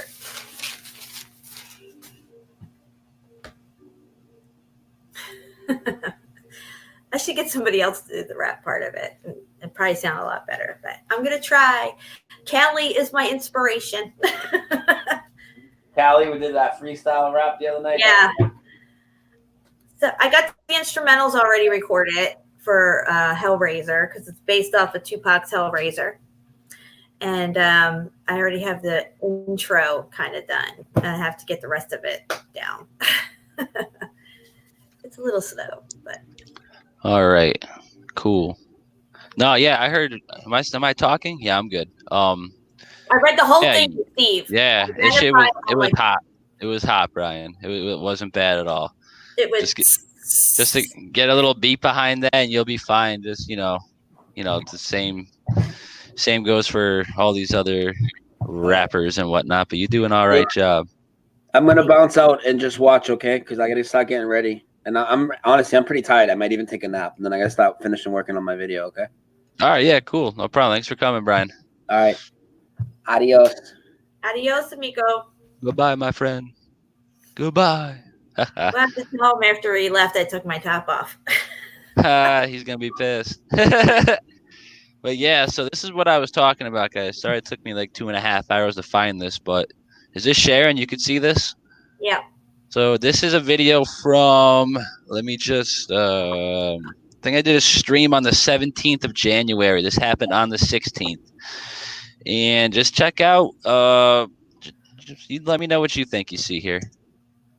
Like, there's no real audio, so don't worry about muting out. But so it just looks like some regular ass snow. And, well, let's look at the snow that's accumulating. Don't mind the cigarette butts, but look at that.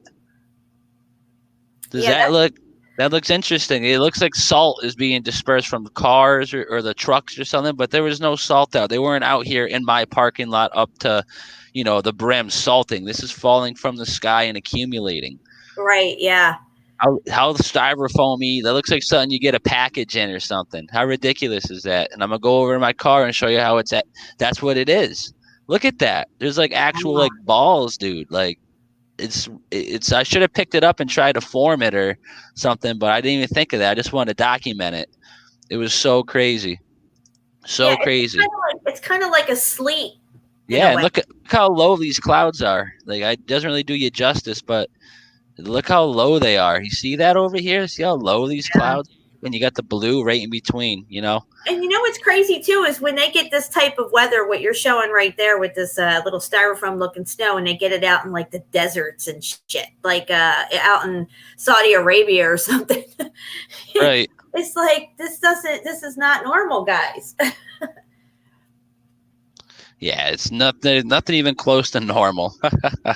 Not even close, but let me just let me get that out. Let me just share this real quick. We got a method. This is a patent, Google patents, not a fake website or whatever. Method of producing rainfall. And what goes hand in hand with rainfall? Well, you just turn the temperature down a little bit and you get artificial snowfall. Exactly. And you already got the atmosphere seeded with your fake fucking NASA cloud crap that's full of nitrogen and whatever the hell they put into it.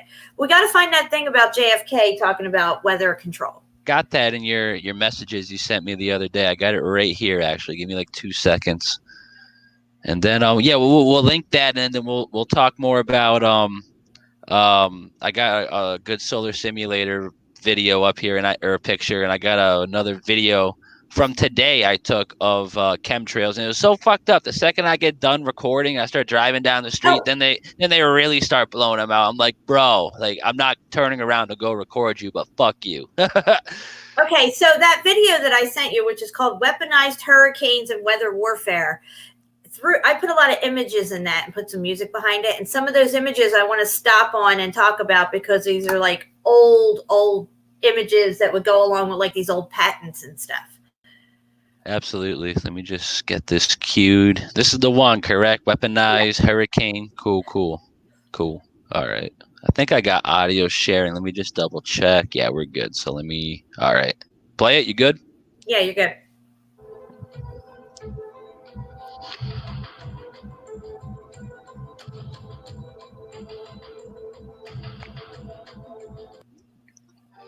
Okay, now let's pause it right there. Look at that. That NASA cloud making machine is right down there in Louisiana. So you know where Louisiana is. Well, and it's in Mississippi, actually, but same shit. Sorry. Same shit. Oh, I'm sorry. Mississippi, the flats of Mississippi. And then all up through the center of the United States, you see all these plumes going off. Okay, this is not normal. This is not how weather forms and stuff like that. These are many of these cloud seeding machines that they have ground-based through the United States. And here I show how it keeps popping off on the radar, on my radar. This is my radar I was watching one day. So go ahead.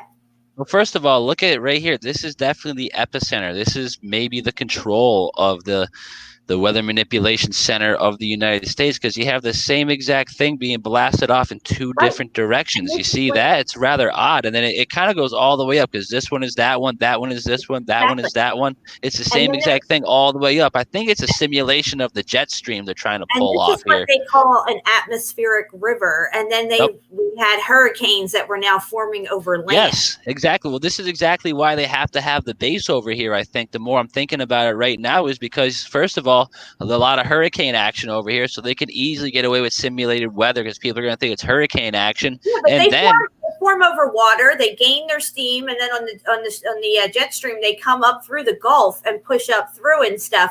But these ones are forming on land. Yes, exactly. Water. So that's what I'm saying. So they could just be like, hey, there's a hurricane coming in, and there's actually nothing coming in, and they're just ramping this up, and then one day it's fucking pouring rain over Mississippi, eastern Texas, Louisiana, and they're just lying about all it. And another reason why I think they're doing this all right here in the middle of the United States, like you just said, the jet stream kind of goes whoop, just like that, and it seems like they're simulating that. You know, they're putting it right here so that if they put it over here, it would be a different weather pattern for the United States, but they're keeping it somewhat what it is, but they're just having these drastic storms and weather anomalies and irregulations, but they're still happening in the same exact spots as the weather would happen.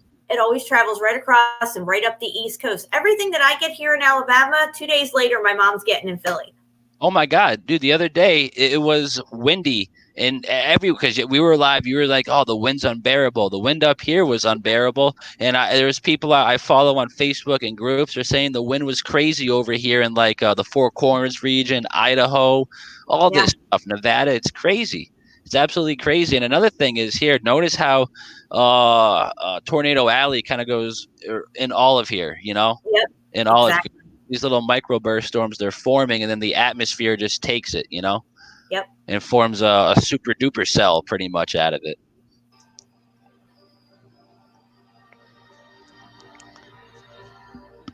Oh.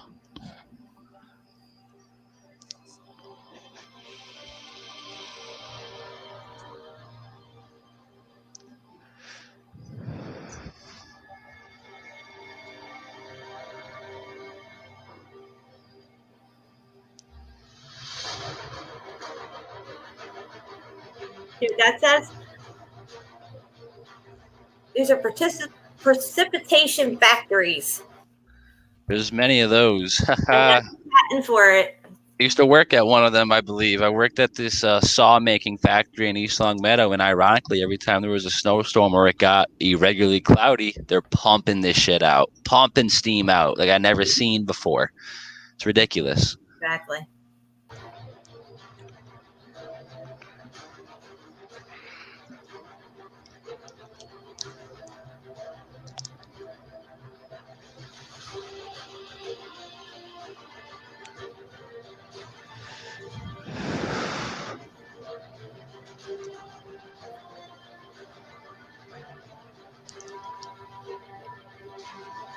He who controls the weather will control the world. U.S. President Lyndon B. Johnson. There He you go. who controls the weather will control the world. Hey, but we're just making this shit up, you know? Exactly.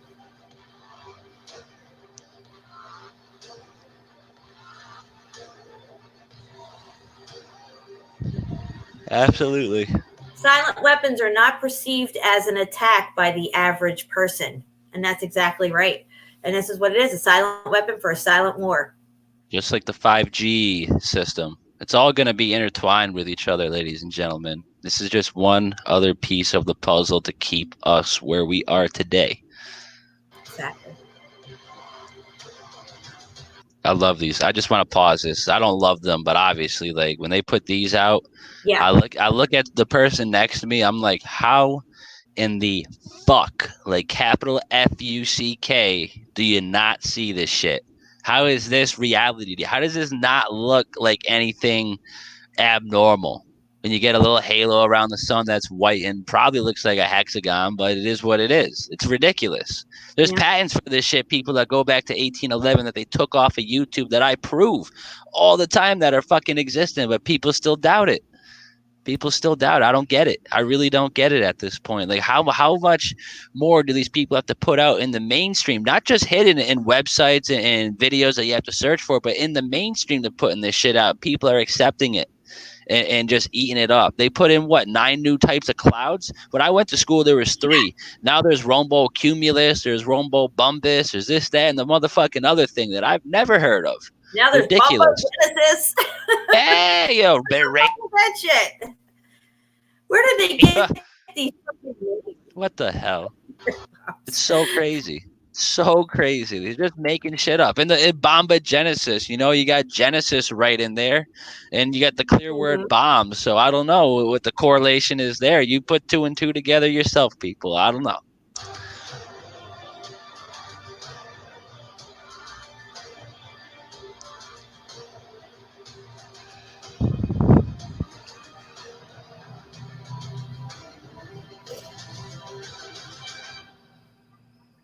Now here's an old Life magazine talking about conquest of the weather. Tells all about in the article about how they planned on doing it and what they're using, what their techniques are. Yep, all brought to you by CBS, baby. They won't put that shit up there anymore. No, not at all. You got to dig hard for this kind of shit. Climate change. Oh my God, Monsanto presents. Yeah, this is shit that you know people don't know is out there unless you really go looking for it. Nah, this is ridiculous, yo. If people don't see this shit, it really irks me. There you go. There you go. The man, the myth, the legend, everyone's fucking golden boy, everyone's freedom hero. Fuck and this guy. I don't give a shit. Control. Yep, 1961, and he says, and eventually weather control.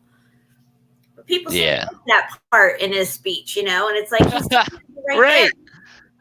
It's absolutely ridiculous. People just look right over that shit, and they're like, "Oh, he was gonna expose this. He was gonna expose that." Get the fuck out of here. Get that shit right out of here, bury it, and take a whiz on it. Because this dude was in. He was in. There's no coincidence that Kennedy is a 33 name, people, and a third of the angels fell in the days of Jared. Come on, man. The Kennedy space station, Kennedy, another 33. He got assassinated in Dallas, Texas, 33. On the 33rd degree parallel on Elm Street, which is why they have the movie A Nightmare on Elm Street. Just more propaganda, more fucking normalizing the bullcrap they run. It's ridiculous. It's so ridiculous. And don't even mind the fact that this dude is probably the biggest Mandela effect out there. Now there's, you know, it's not black and white. It's colored. It's audio. There's 13 different perspective angles. And Lee Harvey Oswald, which Lee Oswald breaks down to 33 in numerology. Now he's in a completely different outfit for me. It's ridiculous. Yeah, and some people in the chat are talking about how it looks like ripples or like the ripples on the sand and the water. And other people have tried to tell me that's just wind going through the clouds and the atmosphere. That's why. Oh my God. And I'm like, no. Go outside when it's windy. you can see the clouds moving along, being pushed along, or just kind of floating along. But when you have a cloud, and I videoed a cloud sitting there, not moving, not going anywhere, and it has these ripples through it. So if this was to meant as a wind coming along and pushing this cloud along and rippling through it, the cloud would still be moving along. It's just sitting there, and it's being pulsed with this frequency that creates this ripple effect. Yeah, it's ridiculous, and people don't see that. It's just like if you literally, I've showed this plenty of times. Just literally just Google high frequency waves, and it's literally the clouds you see in the sky. It's a chart that is you'll see the same exact frequency layer, copy and paste it over and over and over and over and over again, but very, very close together, just like the clouds we see in the sky. It's ridiculous. People have to remember this weather control could be used for good. Like, just say, for instance, the California fires or the Australia fires or wherever the fuck these fires are going, was all natural. It was all, they could control the weather and go over and dump a shit ton of rain over on California and put all that shit out. But no, they'll make it like as dry as a desert over there for years, you know? Oh my God. Yeah. I'm saying that they could have completely deterred Hurricane Katrina, Hurricane Harvey, Hurricane Ivan. They steered it. Instead of dissipating it, they ramped it up and they steered it right into Louisiana and did that whole thing. The same thing with Harvey. Any of these devastating tornadoes that have come through Tornado Alley there in the last, decade or whatever, that have devastated people's lives. They could have easily have dissipated those with their weather control systems that they have, but that's not why they have it. They have it for complete and total devastation, and that's what it's set on, and nothing else. Ridiculous. We are their enemy, so they're not out to help us in any kind of way. So all these weapons that we bring out to the forefront to people are used against us. We need to know what they have in their arsenal and what they're using on us. I mean, how do we fight against this? I have no idea. I mean, you're sleeping one night, next thing you know, an F5 comes along and completely wipes your life away. It's just, you can't fight against that. It's ridiculous. Who will be able to fight against the beast? That's what it says in the Bible. Another thing it says in the Bible, that we are not going to be battling against flesh and bones, but against principalities of higher places and kingdoms of darkness, and something along those lines. It's right there. People read the Bible and gives you a blueprint of what's probably going to happen and what is already happening and has happened. It's pretty fucking accurate. They found Noah's Ark in Turkey, but hey, don't put that on CNN. Don't put that on NBC. Ridiculous. Yeah, that's really good. We could do a show on that one night. Oh my God, I could. I was showing my brother that yesterday. He didn't believe me. I showed it to him. He was like, "Wow, dude." I think on Google Earth. I'll download the app later so I could bring it up on here. You type in Noah's Ark onto Google Earth, it brings you right to that motherfucking place in Turkey. It's crazy, exactly. So crazy. But before we get totally off topic, let's get back to Mr. Kennedy. I got a lot more good images in here too that we can stop on.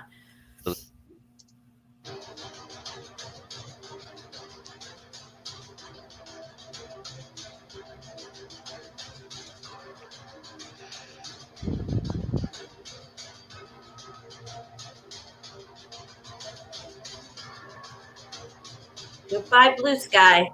Yeah. Another thing, just like there's a lot of Pink Floyd songs and other songs that have lines similar to that. Goodbye, blue sky. So you think you could tell the difference between heaven and hell, blue skies and pain. Welcome to the machine. Another brick in the wall. These are all just in a way they could be used as clues to what exactly is going on. Exactly. I want to point out here the microphone in this guy's face here is an all-seeing eye. So there's that. And then, he's complaining that he's from Iran, that Israel stole their clouds. Over here, you got like a dragon looking whatever. Yeah, it's ridiculous. But I wouldn't doubt that, Israel's really tight. And what, Iran, you said? Yeah, Iran. This is a guy from Iran. He's saying Israel stole their clouds. Wouldn't doubt it, man. Whole write-up about the CIA and weather manipulation and weather warfare and stuff. I would not doubt it. Iran, ironically, is one of the only nations that isn't in the central banking system. So would not doubt it for a second.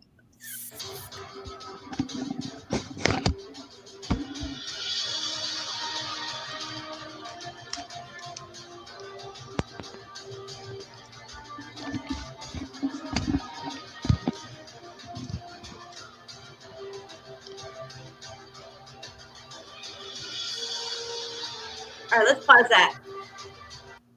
Okay, first off, you see in the background a globe Earth with a tornado on it, which is hysterical looking.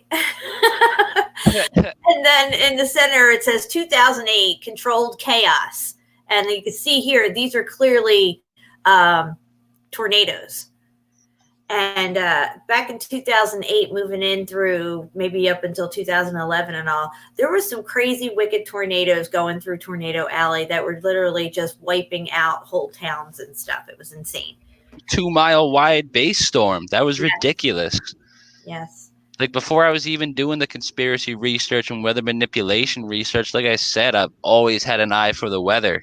And yeah, man, they were blowing that shit out of the water. 2010 or 11, they had a Category 4 tornado come right through where I live, Springfield, Exactly. Massachusetts. Tornadoes were showing up in places they were never even seen before, coming right through whole metropolitan cities and shit. It was dude. It moved up a fucking like 2,500 or a 2,500 foot mountain and just kept going up the mountain and along with the mountain. It's ridiculous. One of these days, I'm gonna have to do a show where I'm just showing the entire path of the tornado and where it went and how it most likely was man-made, because that shit doesn't work like that. It started in the flats of West Springfield on the other side of the river. It crossed the river, went up like 200 feet through the city of Springfield, all the way up through Wilbraham, up the mountains, into the mountains of Munson and Brimfield and Sturbridge. And like there's 17, 20, or 2,000 foot mountains up there that I've climbed myself. It's ridiculous. Yeah, we had a tornado hit here a couple years back in Jacksonville, Alabama, which is maybe about 20 miles from me. Completely wiped that whole area out. If you go back a little further, like maybe I think it was 2014 or something, 2015, one hit Joplin, Alabama. It was an F5 and completely wiped out generations of people. Because here in Alabama, a lot of people, they live very close to each other. Like you'll have a whole family, generations of families that live in in and around the same house and stuff. And literally, they said generations of people got wiped out. And I knew people who had gone there to help out with the recovery and cleanup. And they were coming back and they would stop in the Cracker Barrel on their way travel and back and stuff. And these are people that I knew, that I sat every day, like regulars and stuff. And they came in like white as a ghost, or grown men looking like they just came from their best friend's funeral or something. I'm like, what's wrong? What's going on? Like, I just came from Joplin. I'm like, oh my gosh, like, what's it like over there? He's like, you don't want to know. And literally, like they saw things that they could, like, they found a baby, a 2-year-old impaled in a tree. Jesus fuck. That was missing and stuff. I mean, literally grown men looking like they just came from a literal war zone where they saw, just the most ungodly things that, it's just, and then to find out that this shit is weaponized. And that the fact stoppable. They stop it. Yes, they could stop it, but no, they would much rather ramp it up and steer it right through a fucking area. Ridiculous, dude. Yeah. Ridiculous. And with these people, I try to tell somebody, this is weaponized warfare. They're trying to process what they just saw, that this is like the finger of God or something, and trying to figure out how this fits into God's plan. And maybe which God? Yeah, because they're Christians around here. They're all Baptists and stuff. And they're like, God's not going to give you more than you can handle. God ain't going to give you more than you can handle across the bear or whatever. And then they're walking in puzzled, like, I don't understand what God's thinking. How could, Yeah, but the devil will. It's actually them doing it.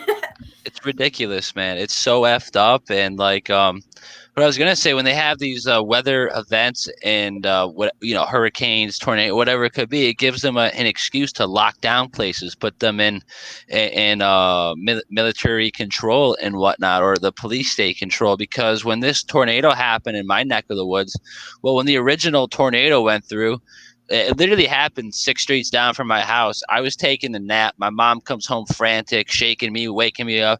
There's a tornado. I'm like, get your fucking ass off me. We're in Massachusetts. There's no tornado.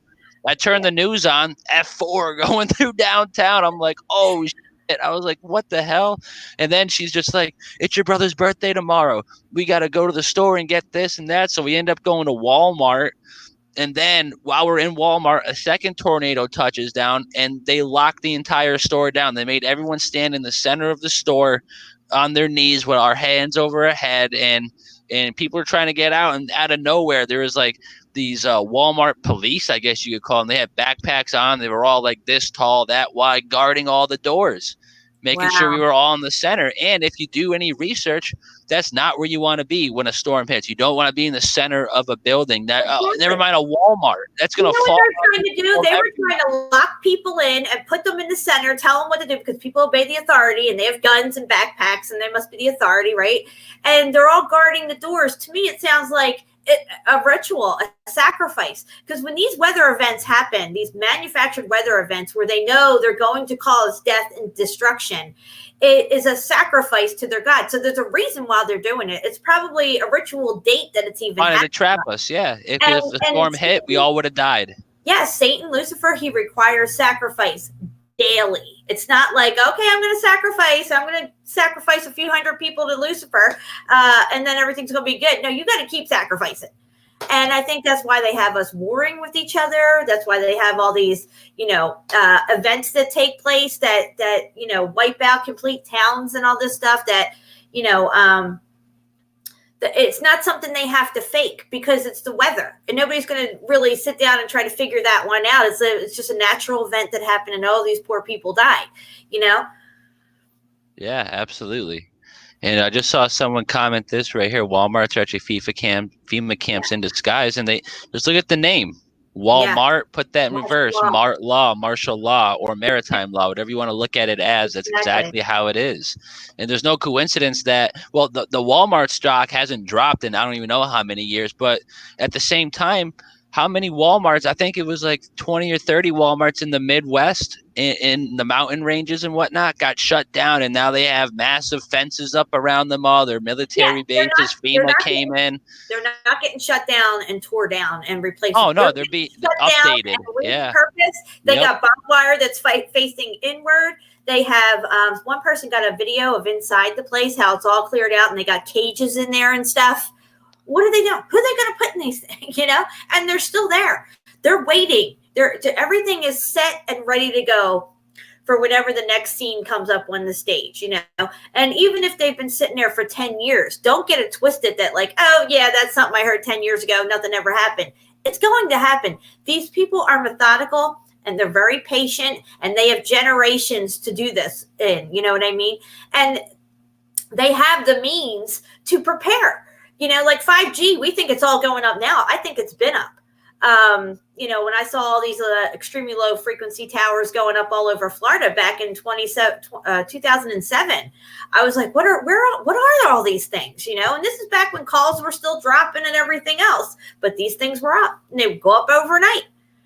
Yeah, it's ridiculous. I was telling someone about that yesterday too, all the cell towers going up everywhere. But what I want to bring back to the whole Walmart martial law type deal, they're closing all these Walmarts, and I'm not sure.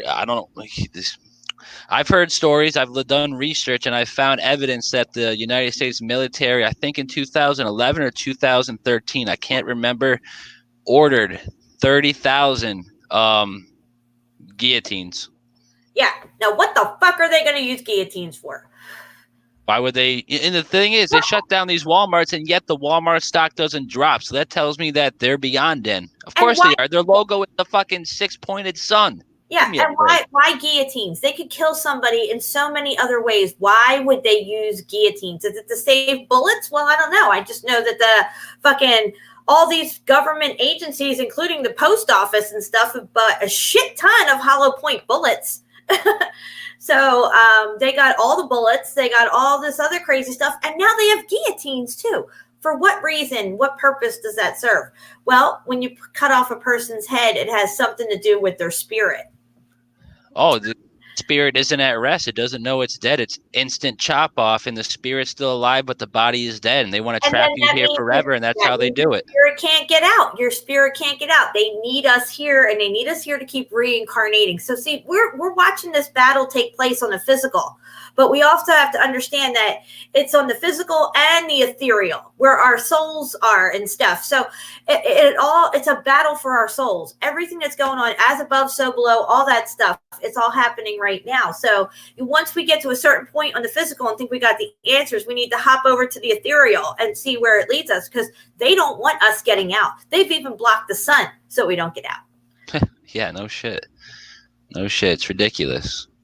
It's absolutely. Actually, you know what? Let me just share this video or this picture real quick before I forget. We'll get the JFK thing back up in a minute, but this is what I caught in the sky yesterday. Check this out. How's that for you? Wow, what is that? Why has it got that square thing on the top? I have no idea. What the F is that? I don't know. And it wouldn't. I was trying to take a picture of the sun on my regular camera, and it wouldn't let me. So I had to go to Snapchat. As you can see, there's a Snapchat features over here. So people are like, "Oh, just Snapchat and filter it." No, this is just a straight snap. I didn't even save the snap. I took a picture, then I screenshotted it. So this is yesterday at around 1 o'clock. Oh, you want to hear something funny, Steve? It's funny you said you couldn't get it on your camera. You had to go to a different filter to get it. There was one night when, you know how the moon comes up on that real low horizon and it's huge, like we were talking about? I was up on the top of my hill at the end of the street at night with a friend of mine, and I wanted to get a picture of the moon because it was just so close. Every time, and I had a digital camera at the time. I wasn't using my phone or nothing.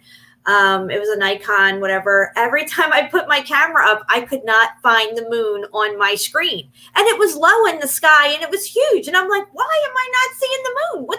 I couldn't even figure it out. I never even looked into it or really thought much past it. But when you just said that, I remember that night, I could not see the moon on my camera at all. It was just blackness. It's fucked up, dude. It's crazy. They're doing anything to make sure that we don't see what exactly they're doing. That brings me to the Bible, the book of Luke. Luke 21 verses 24 and 25 say that there'll be signs in the moon, sun, and stars, referencing to the end days time. And the funny thing about that verse, which we've talked about before, Luke verse 21. Well, let's bring this back to August 21st, 2017. You get the Great American Solar Eclipse. And that's okay. So you get the book of Luke 21, August 21, book of Luke 21, verses 24 and 25 state what I just said. August 24th and 25, the 24th evening into the morning of the 25th, Hurricane Harvey made landfall. It's all interconnected. They're all doing this in a devious way to usher in the book of Revelation in their own way, because I think there's going to be two revelations playing out. Lucifer is going to do the book of Revelation the way that he is going to dement it, and he's going to flip it upside down. And then when everything's all out, the act is all over, only then will the return of God happen. And then you'll see you'll see a battle of some sort, man. You'll see some crazy stuff, and then you'll see the overtake of of what you call the authority on earth. Salt and Cedar. Yeah. You can highlight Salt and Cedar's comment. He said he had that happen to him too. He was pointing his camera at it, and he couldn't see it or something. I never had it happen again since, but it should have been there. It was right there. I'm looking at it, and I'm looking at. It's like when I look at orbs. I look at my camera, I can see orbs. When I look, I can't see them with my eyes. But this I could see with my eyes, but the camera wasn't picking it up. And I don't know if it was some sort of a frequency that only my eyes were picking up. It was that fake overlay or something. I don't know, but it wasn't right. I was just like, I gave up. I went up there. I walked up there specifically to get a picture of the moon. I had to give up. I couldn't find the moon on my camera. That's crazy. And I just put up a video of someone with a 4K camera getting the moon rising from the ocean. This is actually Richie from Boston, actually. You know, he lives on the ocean. Right. This is the moon in a liquid state, I believe, coming through one of the great portals, one of the 6 portals talked about in the book of Enoch, or 5. I can't remember if it's 6 or 5, but it's coming out of one of the portals, and it's the liquid effect, which is talked about in the book of Enoch that they just happen to take out of the Bible, which is the book of Enoch is intended for the people of the end times, us, the final generations, not the generations, because you got to hear about it, RFB's got to hear about it, then Brian, and then down the road, and then all the way breaking it back down to people my age and younger. This book was for us to discover, as it wasn't discovered until 1783, I believe, something like that. Right, yeah, the book of Revelation came in later. I have to go to the bathroom, Steve. You can just keep talking. I'll be right back. Oh, yeah, absolutely. All right, so Jen's going to take a bathroom break, and Well, when she comes back, she's gonna take the reins because I'm gonna take a bathroom breaks. But yeah, what we're looking at here, guys, is just the moon coming up through the portal in its liquid state. I'm just gonna bring it back a minute there. But yeah, it's absolutely crazy. And let me go through the chat because the chat did triple since I have gone through it last like 2.5 hours ago. So Voyage, what's going on, brother? How are you? Chrissy Chakula and everyone in the chat, thank you for all the birthday wishes. Much appreciated. And as predicted, I knew the truth people, the truth community, y'all in the chat, gonna give me more love than the people I deal with in reality day to day. It's ridiculous. But Derek Lemaire, what's going on, brother? How are you? What's up?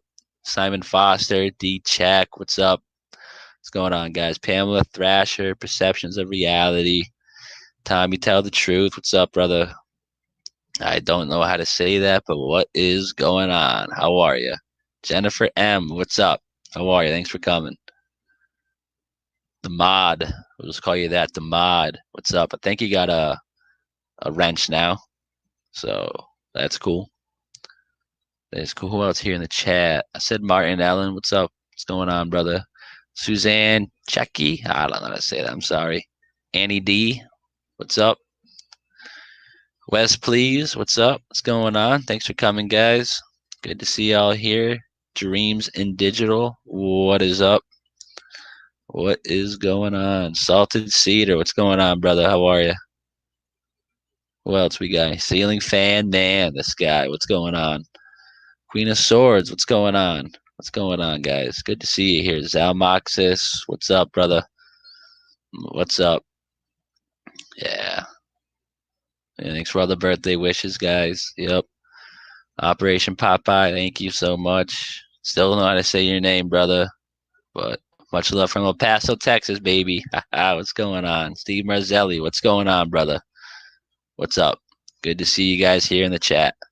In the chaos, what's going on? How are you? Absolutely. And just, don't not look at this here, guys. This is incredible stuff. The moon literally coming up in its liquid state. Look at it. That's why I think these lunar waves we are seeing is the moon just not reforming itself, but because if it comes up, this is my little spin off of it. It comes up in a liquid state, and then once it reaches a certain altitude in the sky, it forms itself into a solid figure, and then you get the white cold light coming out of it. So when it comes up, it's not illuminating any actual temperature differentiating in the light, but once it forms and gets out of this liquid state from coming out of its portal, it will form the circle, as the moon, and it will give off a cold light, Right. which is rather interesting because it doesn't give off any differential in temperature until it's in that state. And I'm saying that these lunar waves that people are catching aren't really a computer refresh, as some people say, but I think it's just the plasma inside of the moon that's the moon is made up of. I think it's that hardened state just getting another layer onto the shell as it traverses through the night sky. Right. And if you look at crystals, we talk about crystals, how they are not liquid and they're not solid. They're this in-between state. And maybe it has a crystalline structure to it in some way. We're all just trying to figure this out. We all have theories and we all have to try to brainstorm because they're not going to tell us what it is. So, this is the only thing we can do is hypothesize and try to figure it out. I think it could be an overlay. It could be crystalline in nature to where, like you said, it looks liquid in the beginning. And then when it gets up higher, it gets into that solid state.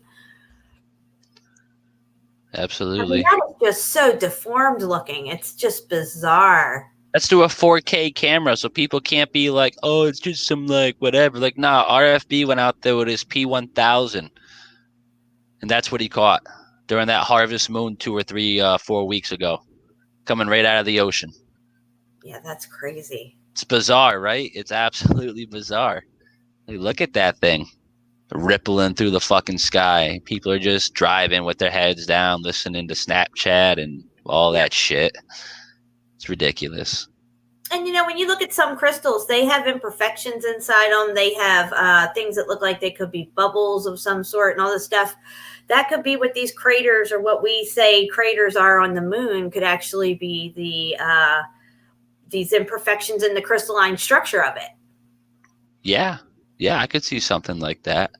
Absolutely. But hey, just like you, I'm gonna take a quick bathroom break. You want to just hold it down for a second? Yeah, sure. Make some more. This will play out, so don't worry about the video coming down. You can comment on this or go through the chat like I just did, and give them some love. But I'll be back in like 2 seconds. All right. Okay. Yeah. Yeah. No problem. It's just so crazy looking. I just can't even get over it. Now, see, when I was trying to take a picture of the moon that night, it looked like this. It was low on the horizon, but there's a hill at the end of my street. So I knew if I got up on this hill, I would have a better vantage point and be able to get a better picture of it. And I could not capture it. No matter, I mean, it's just like it was the most bizarre thing. I even would pan over on my camera to look at a street light and some cars. And then I'd pan back over to where the moon should be, which I could see it with my eyes, but it wasn't there on my camera. And I'm like, what the hell? I kept saying to my friend, where's the moon? And she kept saying it's right there. I'm like, no, where's the moon on my camera? I can't get it. And there was nothing blocking my view. There was no obstructions. That's the whole point of me being up on this hill. So yeah, that was really strange. Thing just looks so morphed out. It looks egg-shaped almost,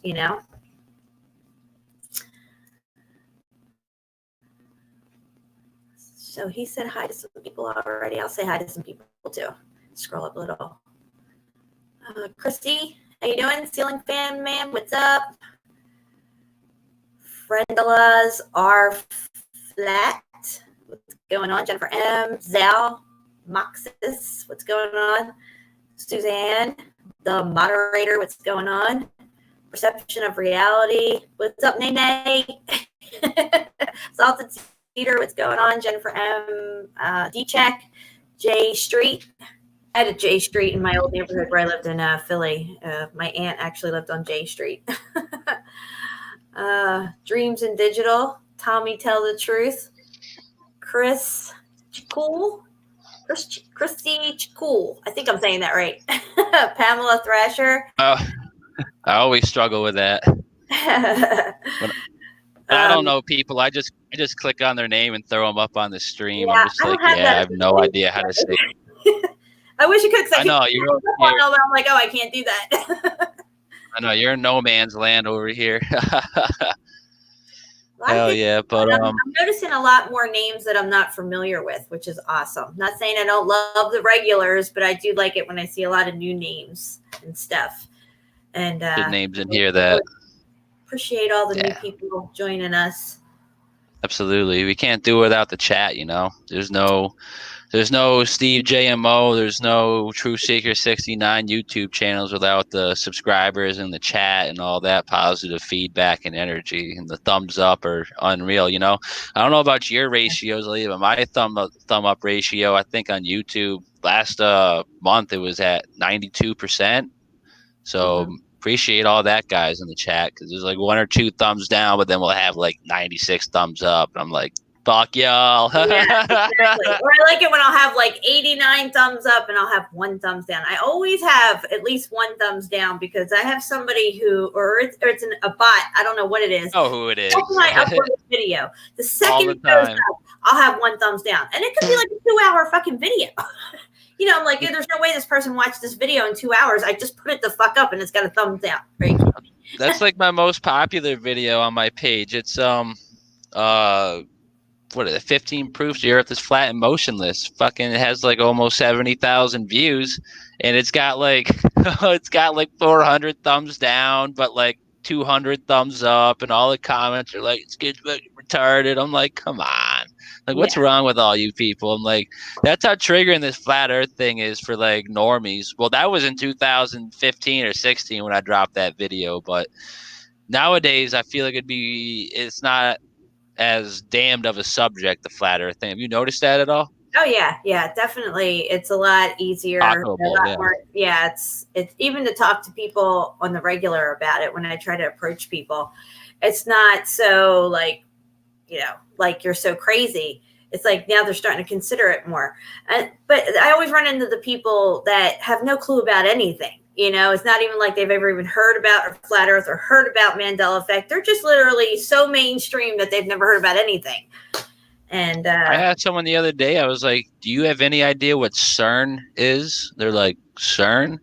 I'm like, yeah, you're in college. You pay $30,000 a year to get knowledge. What's CERN? They're like, never heard of it. I'm you like, don't well, even know you whether never will. You never fucking will then. I've So, talked to people thanks. with PhDs and all kinds of stuff, cops that went to police academy and everything, and they do not know one Nothing. simple question. The answer to one question: why is your name in all capital letters? They don't even know that, and they spent all this money and did all this time. You know, and it's like, wow. Sad, man. Yeah, it's sad. People dedicate their lives to know nothing. Exactly. But they get paid much more, you know. The more you know, the less you get paid. Because you know, if you and me got paid on what we know and what we research, we'd be living some good lives, you know. Oh, yeah, no. When you come upon the truth, your whole financial world pretty much collapses. Oh, unreal! It's unreal. Like I've managed to have the same amount of money for the last year and a half. Like I haven't gained. But you won't get ahead at all. You won't get ahead like you would if your head was to the grindstone and your cell phone. Then you'll get ahead. Oh yeah. But yeah, looking to work 13 hours a day and go to the bar and have a drink, get a beer, get the fuck out of here. I always tell my story about how I woke up and how all that happened in my life, but I always don't seem to mention waking up in 2005, going into 6, and then starting to be extremely vocal about it. That must have sucked a little. By 2007, at the end of that year, going into 2008, our financials went flatlined. Yeah. I mean, to the point where I had to sell my wedding set. And I tell people, you're not broke. Don't tell me you're broke, because broke is when you have to sell your wedding set. That's fucking broke. But yeah, it kind of goes hand in hand. And I've talked to a lot of truthers over the years who have had the same thing happen to them. It's no coincidence. It's not like, oh, oops, the economy crashed. No. My whole world crashed. No, it's ridiculous. Same. The second I started making, not the second, but a couple months into making flat Earth videos, I got fired from my job for allegedly stealing an 82-cent item. Wow. Yeah, but the other dude who was actually stealing from the store stole $15,000 worth of stuff, and nothing happened. He got fired and whatever, but they fired me too because they were saying I was in on it. I was like, dude, I forgot a water bottle. I took a water from the fridge. I left a note for the manager that got thrown away by the kid who came in the next morning. Oh, wow. They were like, yeah, you stole. I'm like, all right, well, I guess I don't work here anymore then. Yeah. Ridiculous. What state do I live in? I live in Alabama now. And when all this happened to me with the economy and learning the truth and spreading the truth and going broke at the same time, because you have to understand, I was never broke. We always had money. We had good credit. We had car payments and all this stuff like that. And almost within a couple of months, he lost his job. The second income that we had, which I'm not going to mention on here, went flat because a lot of his friends in the trucking industry lost their jobs too, so they weren't buying what we were selling, and so that second income wasn't coming in. And trust me, it was really good income. And I went I had a jewelry box this high filled with gold. Had to sell it all. Just to make it through to the end of my lease so I can get my money back to move out of Florida because it's so expensive to live there. And if you don't have money, you're going to have a really hard time of it. My car got repossessed. We never had a repossession in our lives. And we had to literally sell all of our furniture and everything. We moved to Alabama because a friend was here and he said it's super cheap to live here and there's work. So we were like, well, here we go. We're going to be migrant workers now, migrate where the work is. And that was back in 2008, and I've been here ever since. Well, actually, 2009, I made it here. I think it was. 2008 was just really, really tough. Yeah. It was crazy. And we've struggled ever since. We'll get ahead, and then it's like maybe I'll get $5,000 put aside, like savings, you know what I mean? Which is barely nothing. And then something will happen and boom, that money's gone. And it's like, we're right back to, paycheck to paycheck, month to month kind of living. And, or I'll get my credit back to where it was. And then something will come along and knock my credit back down. It's like, I can't get anywhere. I'm always in survival mode, always. Yeah, 100%. It's ridiculous what the system has put everyone through, and once you start hitting the right chines, certain things start to happen to you, And just like you in '08, my family fell apart 2008. My dad, did some dumb shit, found himself with another woman for the second time, the same woman. My mom had enough, kicked him out. And that was right when I got into big trouble at school, because I got kicked out of school for a while as well. And it all just happened all at once. And it was just chaos for about 4 or 5 months. And then it finally started to settle. And it's never been the same since then, all the time. My brother even says it. My 19-year-old brother, who's 7 at the time, he's like, yeah, dude, every day I think about what life was like in '07, and it was never the same. Yeah. I'm like, dude, yeah, it was so much simpler back then. It was, even though obviously we didn't have jobs, we didn't have obligations, we just, did our thing. We were kids, but outside of that, because we were always the kids that would like hang out with the adults at the party while everyone else would jerk off and play tag with each other. We wanted to get the inside scoop, and everything seemed to be like rolling well for all the adults too. And then '08 happened, and a lot of things went south for everyone. Yeah, like when I say we were doing well, we were doing really, really well. Like we went out one time, my husband and I, we were just kind of walking around window shopping, and I saw a pair of diamond hoop earrings that I really liked. And they weren't real tiny diamond hoop earrings. They were a nice size. And I was like, wow, I really like them. And he bought them for me cash, and they were $2,000. I was almost afraid to even wear them because I'm like, what if I lose one and stuff? But, it was no big thing to just whip out a couple of grand or drop a couple of grand here and there, or just get up and go somewhere and do something. And just, it was never an issue.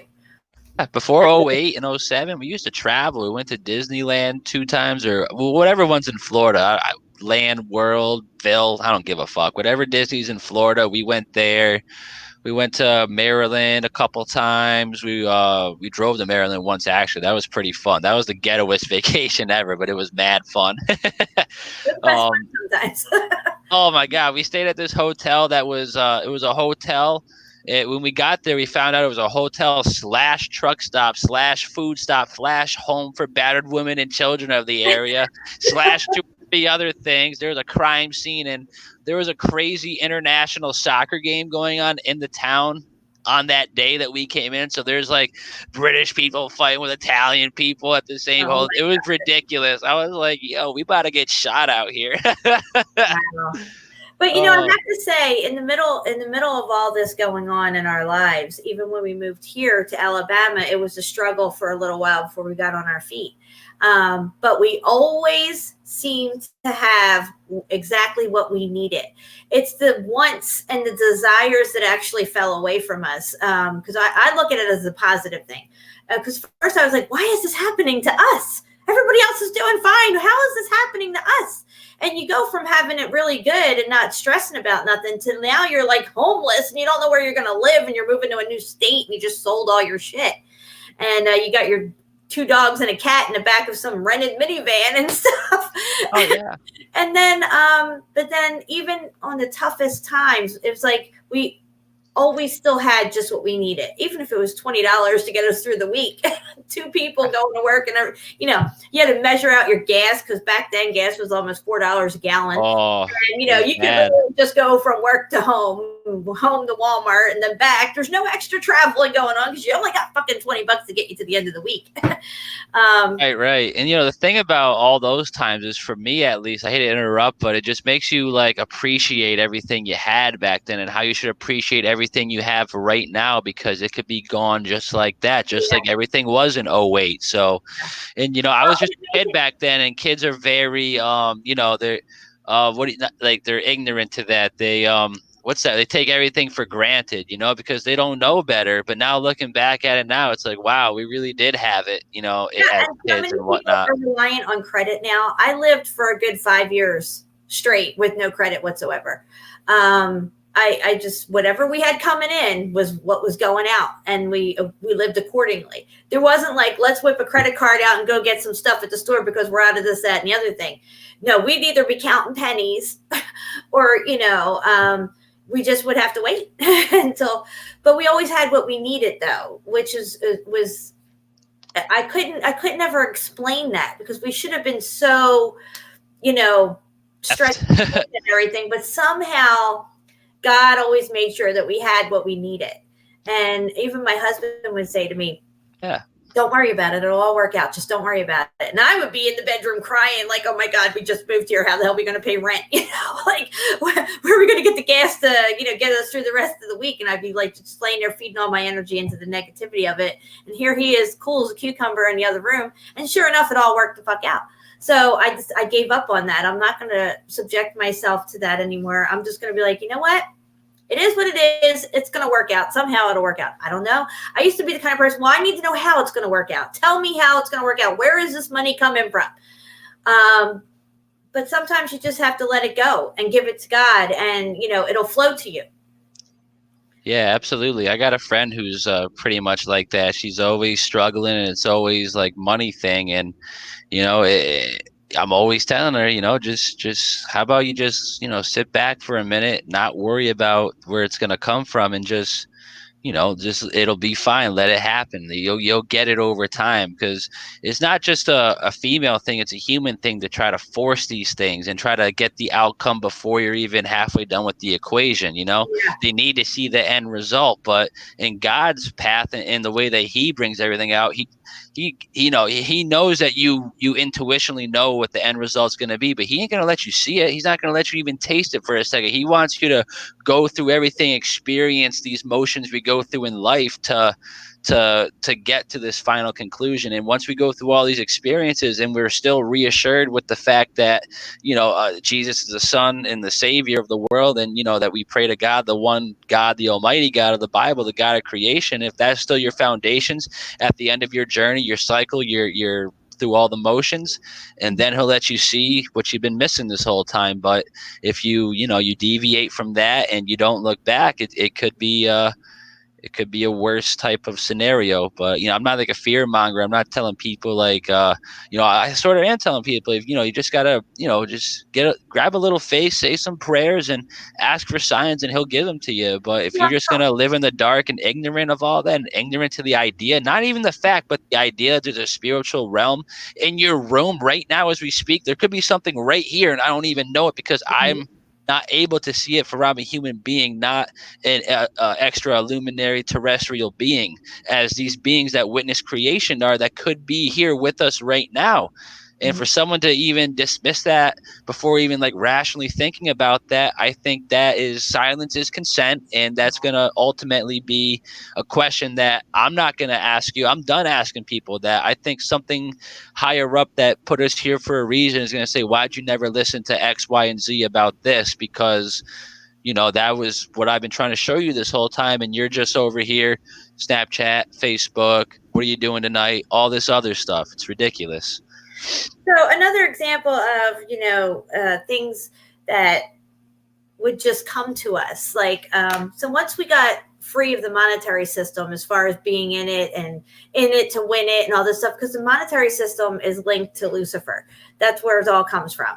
And, you know, when you're invested in the monetary system and, you know, you're not paying attention to other things, and then that's what's important to you.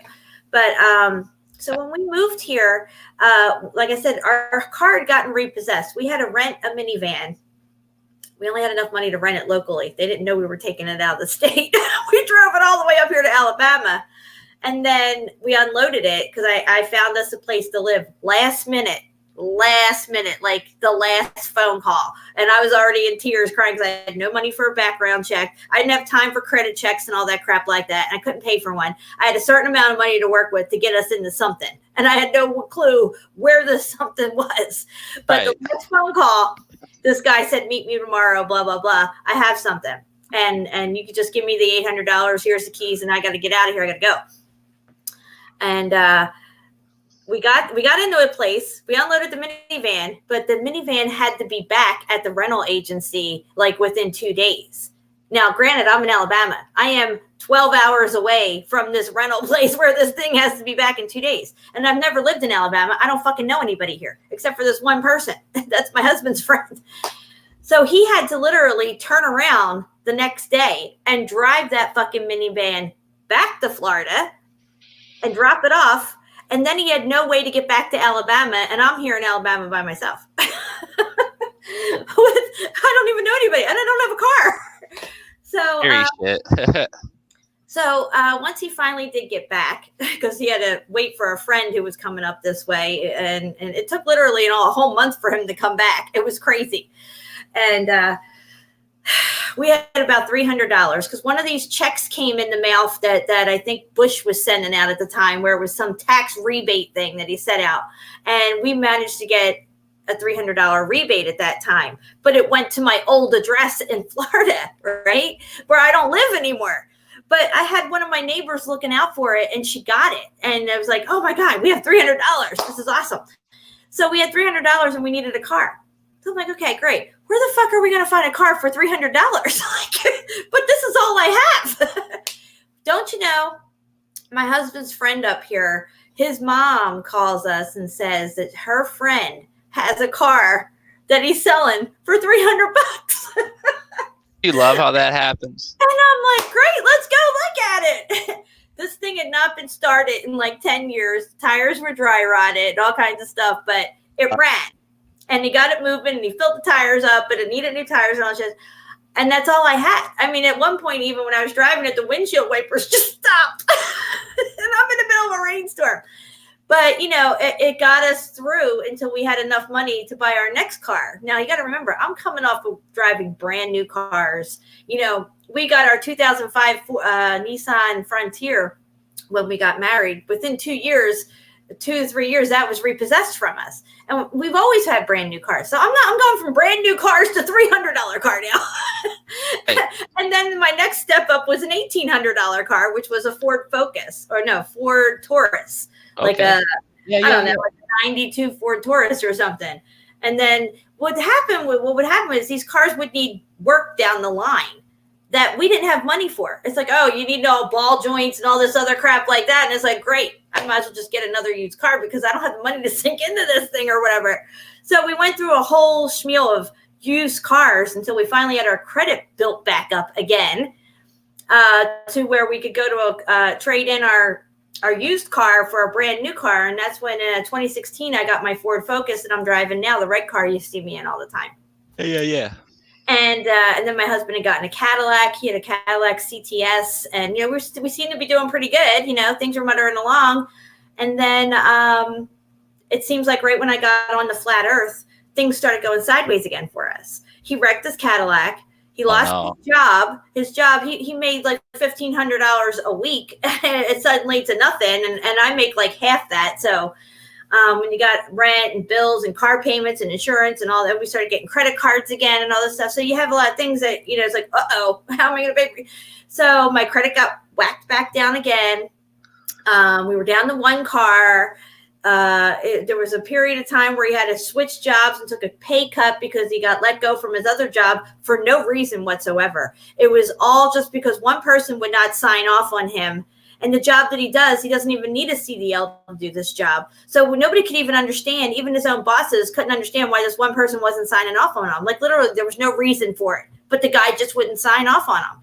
And my husband has been driver of the year, employee of the year. He was a supervisor over 10 other guys. He did all the driving tests there when people got hired. He was never late, never had any. He always got his safety bonuses and all this stuff like that.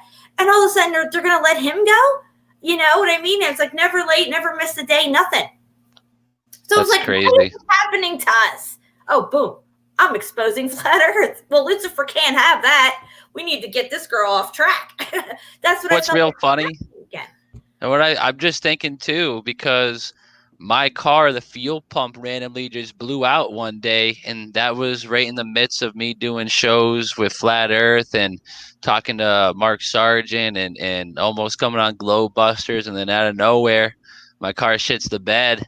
I get fired. And then I'm like, wow, I still owe this person X amount of money for the car that I just had to get, you know, like just 2 weeks before I got let go. So it was right around Flat Earth or something else that you were coming upon that you were starting to bring out. This is right in the midst of Flat Earth. This is just a couple short weeks after. Well, let me see when I released the, actually I won't be able to get on my phone because YouTube on my phone doesn't let me go on my page more doesn't let me go back more than 2 months. Uh-huh. So it's ridiculous. It's like, oh, view all your videos. I'll click it, and then I'll scroll back 2 months, and it's like, oh, the videos are here. I'm like, well, no, not even close. Let me just see. Did that to me for a while. I've tried to scroll back into all my old videos to find something that I wanted to show somebody, and it would only take me back like a year. And I'm like, yeah, I'm good at that. 30 years. Where the fuck's the rest of my shit? Don't care about that stuff. Almost. Oh, here it is right here. Come on, want to load? What we got? 4 years ago. Yeah, May 6th, 2016, and I'm pretty sure I got let go just 2 months after, because I remember 4th of July being one of my last shifts. Because what vitamin company would open on 4th of July? You know, they're all, where are you at? Where are you? I'm like, I'm drinking beer at 9 a.m. Happy 4th. They're like, you missed a conference call. I'm like, I missed a conference call. I'm like, you motherfuckers are open today on a American holiday? Get the fuck out of here. I'm like, who's gonna come and buy protein shakes and pre-workout at fucking on 4th of July? Like, oh my God, I was beyond myself. And that's part of what got me at it, because that happened, and I don't know. Then you had the 82-cent fucking bottle of water I stole. Like, yeah, let me just go there for an 8-hour shift and just drink toilet water all day. What the fuck? Fuck's right with these people. Crazy. Yeah, it's disgusting. I've had quite a journey through truth, and I know I even told my husband, it's like something is watching us, and it's like trying to slow us down somehow. You know, it just seems like it was not a coincidence. I could feel it, that it was coinciding with what I was doing. You know what's watching us? I think these things here are definitely watching us, and some of them have more negative effect, a more negative spirit than the other ones. These are stars zoomed in on a P900. Mm-hmm. You know, we've watched this video before. Well, we've only watched up to this part because this is something I put up on streams all the time just to talk over. But yeah, you can see like some of these have like really just like true coloring and you know, true like, you know, beautiful looking patterns. And then you got these fellas over here. I don't like these. I feel like these are the watchers. These are part of the 33 that fell. Yeah, it's constantly morphing. That's what freaks me out about these ones here. Like, look at that. It just went from a circle to this fucking like craziness. Look at this thing. Yeah. You know, the dude who recorded this is on a tripod. He's not moving the camera. They are moving. Yeah. But the fact that it completely moves away from the circle form and forms this like chaotic looking thing. It's crazy. Yeah, these light beings in the sky, some of them are more like I'm saying, like more like this one right here. This is more of a a regular looking one, I would feel. You know, it has just more of a blue tone to it, but it's not erratically blinking every goddamn color like this thing. Yeah. See these in the sky all the time, and I don't know what to make of them, Jen. They genuinely freak me out. It seems like this one here is at a way higher frequency than the one you just showed. All at different frequencies. I feel like they're all at their own universal tone, but I feel like these ones, the more whole looking ones, I feel like they're just at like a more, you know, like positive. Yeah, that could be one of the positive ones, and the one that's what I'm saying. Yeah, it's either trapped in its thing, like they talk about how God, the spirits of the stars. Yeah, we're going to fall, but didn't fall. Maybe they were thinking about falling with Lucifer or whatever. It was like, no, you ain't going nowhere. More are to fall. It's talked in the Bible, in the Book of Enoch. There will be more to fall. Right. To complete the 33%, because I don't think the 33% is complete yet. And that's got a hexagon. Yep. They all have different shapes. None of these are 5-pointed yellow fucking things that kids draw. Exactly. None of them are. They're not even close to that. And they're not even close to planets and solar systems and galaxies. These are spiritual beings in the sky. These are the illuminated beings, a spirit that did very, very, very good in God's eyes one day, that he put them and appointed them to watch over the earth. Exactly. And some of them saw what he created, and they got jealous, and they got deceived by most likely a serpent-like being. And then this is the end product. This is the blinking skies I talk about, or the blinking stars in the sky I talk about all the time, because they're all not blinking, but as the days go by and in the months and years pass, a lot more are blinking than not. Yeah, and A lot. And you can see how this one. What's up? Have you ever taken a flight at night? Yeah, I haven't seen a star in the sky. Okay, well, back when I took a few night flights, I was looking out the window at the stars, and literally, Steve, they're just like just above the plane. Like it's like you're so close when you're up there at 35,000 feet. It's like they're not much further away. It seems like to me they're maybe like another 5,000 feet away. That's how close they seemed. It was crazy. It was like you could reach out the window and touch these things.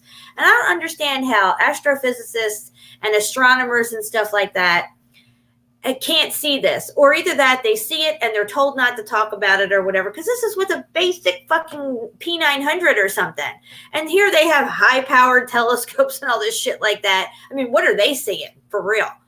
Right, like the Lucifer telescope upon Mount Graham, deemed one of the foremost holiest mountains in the world. That's a stargate. But yeah, this is like, this is what the moon be doing, the little ripple. Come on, these are all the same in nature. I don't know if that's an eradicated one, but I could tell you this one is for sure. I've seen a form of plasma for sure. Yeah, I've seen these like especially this one here. I've seen this red dot, this orange dot in the sky all the time. Yeah, all the time. Huh? They call it Mars. Yeah, I know, but I mean, like when Mars isn't supposed to be seen in the sky, I still see like something sort of like that, Right. Yeah.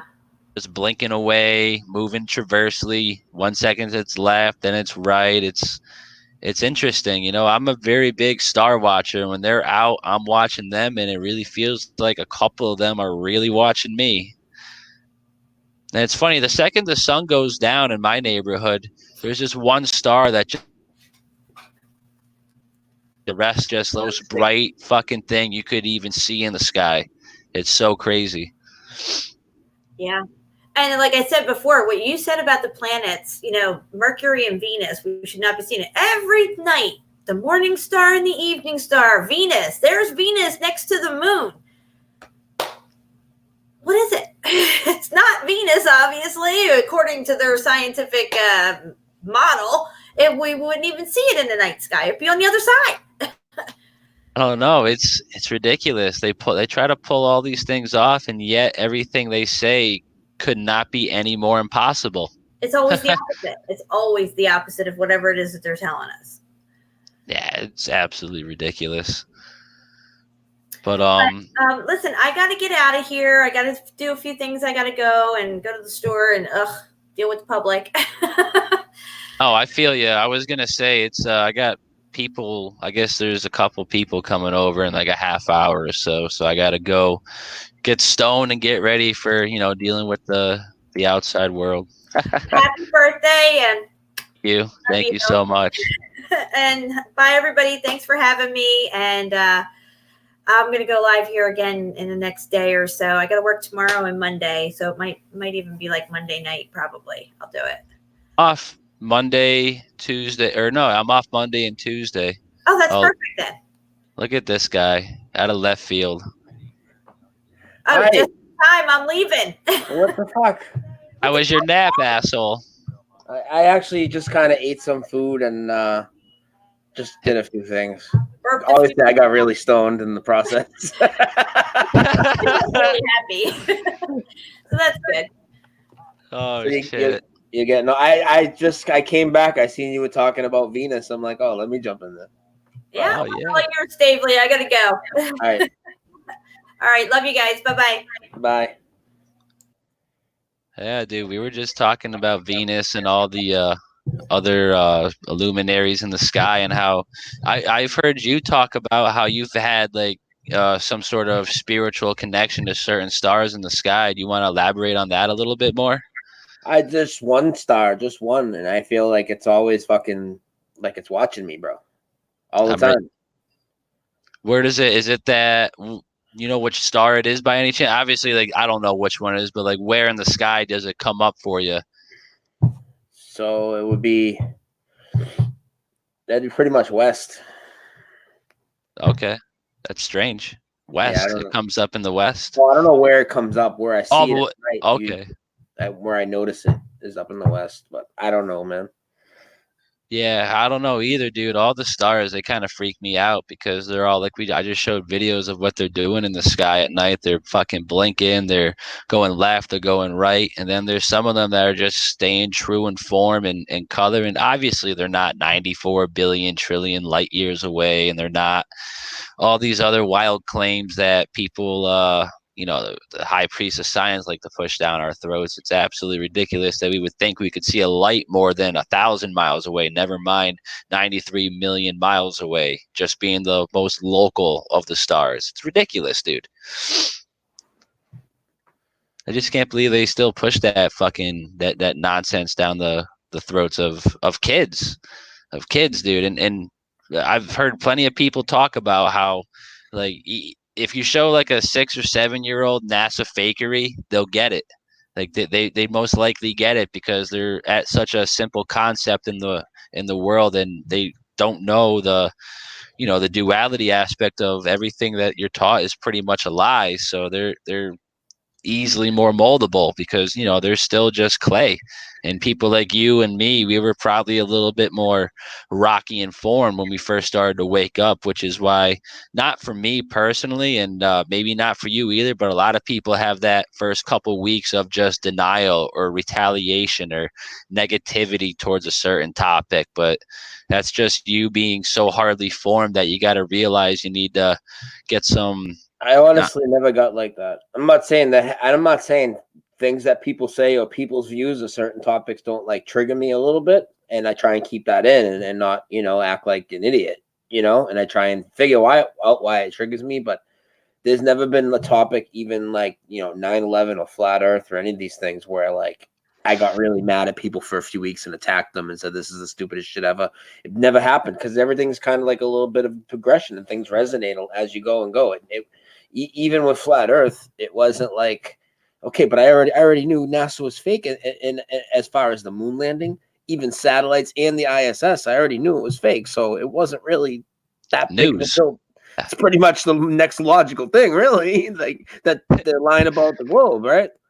Right. Absolutely. And I think that God, let us see these lies for what they were at a certain time because me, first of all, if someone told me the earth was flat when I was like 17 or 16 or 15, chances are I wouldn't have resonated it with to the extent that I did when someone showed it to me when I was 19 or 20, because you got to go through life and have these experiences and all this other, like you said, you went through the whole NASA fakery first and all the ISS fakery and all that other stuff. And then that 9/11 fakery. So for me to look at Apollo in 2011 and see that that's fake, well, I already knew there were no planes on 9/11, and I already threw all the 9/11 footage, including the collapse footage, into question if there was any legitimate footage. So seeing that Apollo's fake was easy, and then it just keeps going, I know everybody doesn't go in the same order. I find it weird too. I remember when I started doing the Awakening interviews, I'm like, everybody's going to come out, talk about how 9/11 woke them up.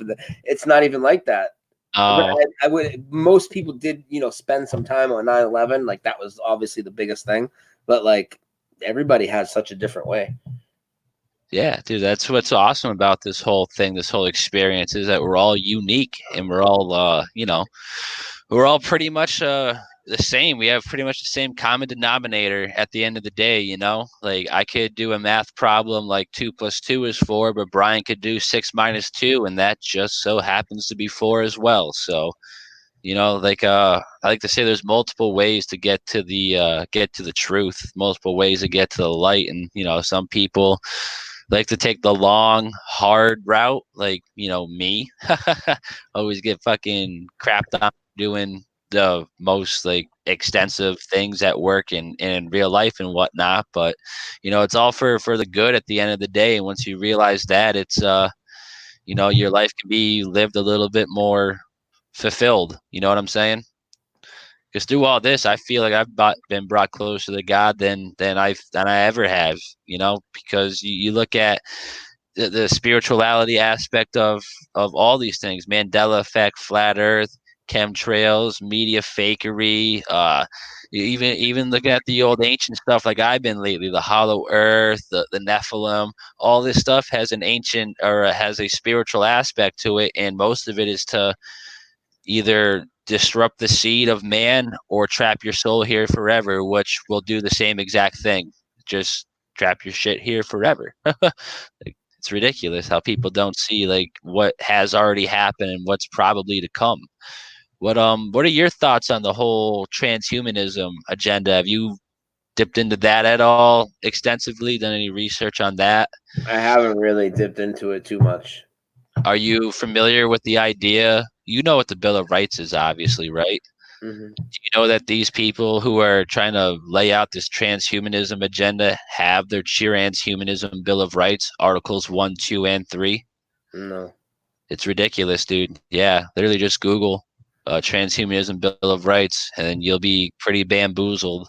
Not mandoozled. You'll be fucking bamboozled on what the fuck you're reading. Because it has more to do than just people uploading their souls to a robot being. It dips into the whole AI aspect and the Big Brother and then the cameras everywhere and virtual reality. Because yeah, people, I mean, I definitely think they're pushing a lot of that, but I do think that when they make people think that they're going to have this one singularity that they talk about, where it's like they're basically, I think that's fear porn over the world. Like AI is going to completely run everything. Do you know what I'm saying? yeah, I see that. I feel that. Yeah. The only contrary I could say to that is just the whole the working industry. I was at a factory and I was told every single job in the factory will be replaced from an AI bot in 10 years. Right, yeah. You know, I agree with that. Yeah, things like that we see coming, but I know what you're saying there. I don't find it plausible for I'm not saying that like AI in general isn't a problem for human jobs and everything. Of course it is. But Yeah. I'm also saying that they want you to believe that the great consciousness is going to be basically the collective consciousness of these machines rather than us. You see what I'm saying? That's the great deception. Yeah. It's the grand deception, and they're going to roll that out to be like, hey, you could ultimately live forever in this virtual reality, and people could be placed with that question, you know, that ultimate question. But I think it's going to be laid out in a simpler way. You know how they're having all of these pandemics and whatnot, Corona, Zika, whatever. I think they're familiarizing people with the idea of a pandemic because they've been doing that through Hollywood for a long time now. Movies just like I Am Legend and whatnot, where, you know, the entire population dies of a pandemic. And I think that once this whole 5G system goes up worldwide, like completely up, it's up in certain places, but it's not up everywhere. Or else, you know, I'd be getting a Wi-Fi signal in my basement, or, you know, a 5G signal everywhere in the woods and whatnot, which I'm not right now. So I'm under the impression it's not up yet. But once it's up everywhere, it's from their words, from their mouth, not mine. It said that 5G will be like living inside of a airport scanner at all times, and that you only go in there for 3 seconds because it goes right through your body. They could see if you got drugs in your asshole, pretty much. That's why those are in place. You know, I'm not completely against that idea. I don't think people should be smuggling drugs and whatnot. But if reality is going to be like walking through one of those at all time, I could see that leading to a couple of health. Hey, if people want to smuggle drugs in their asshole through the airport, I got no beef with it.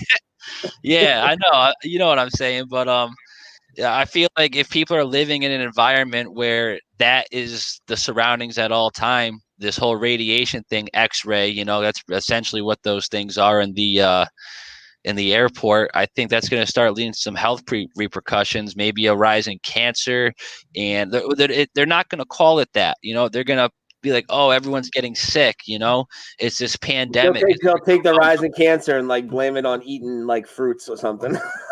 Right. Oh, Well, you people eat too many natural oranges.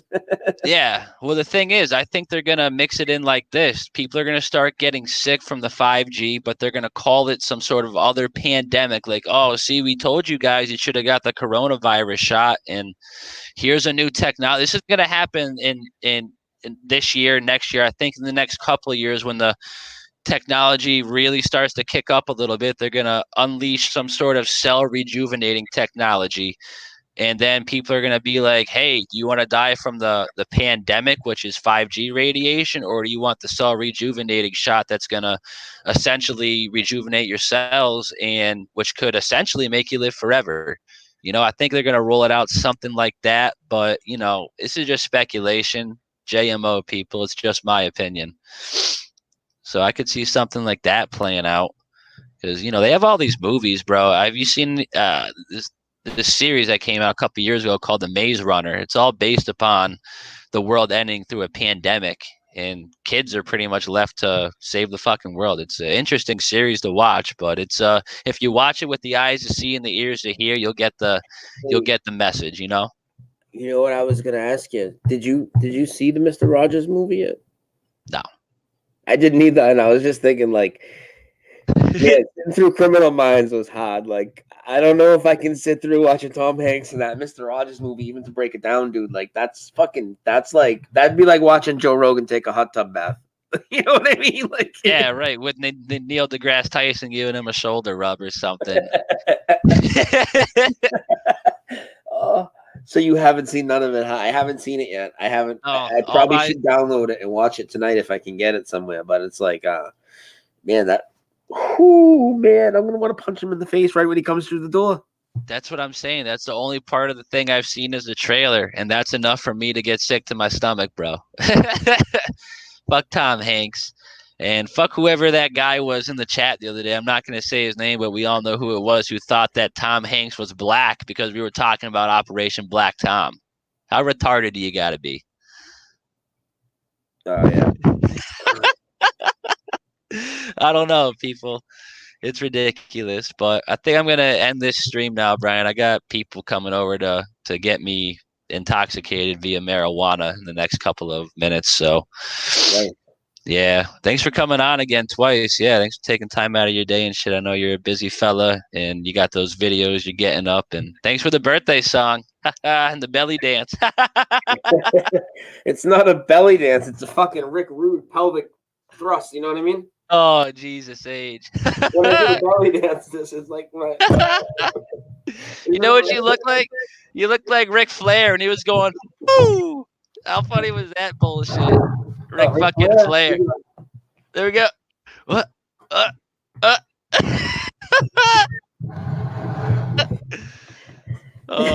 that was the best. You guys are crazy. Oh, dude. I'm just 25, man. I'm fucked up. Yeah. Oh, shit.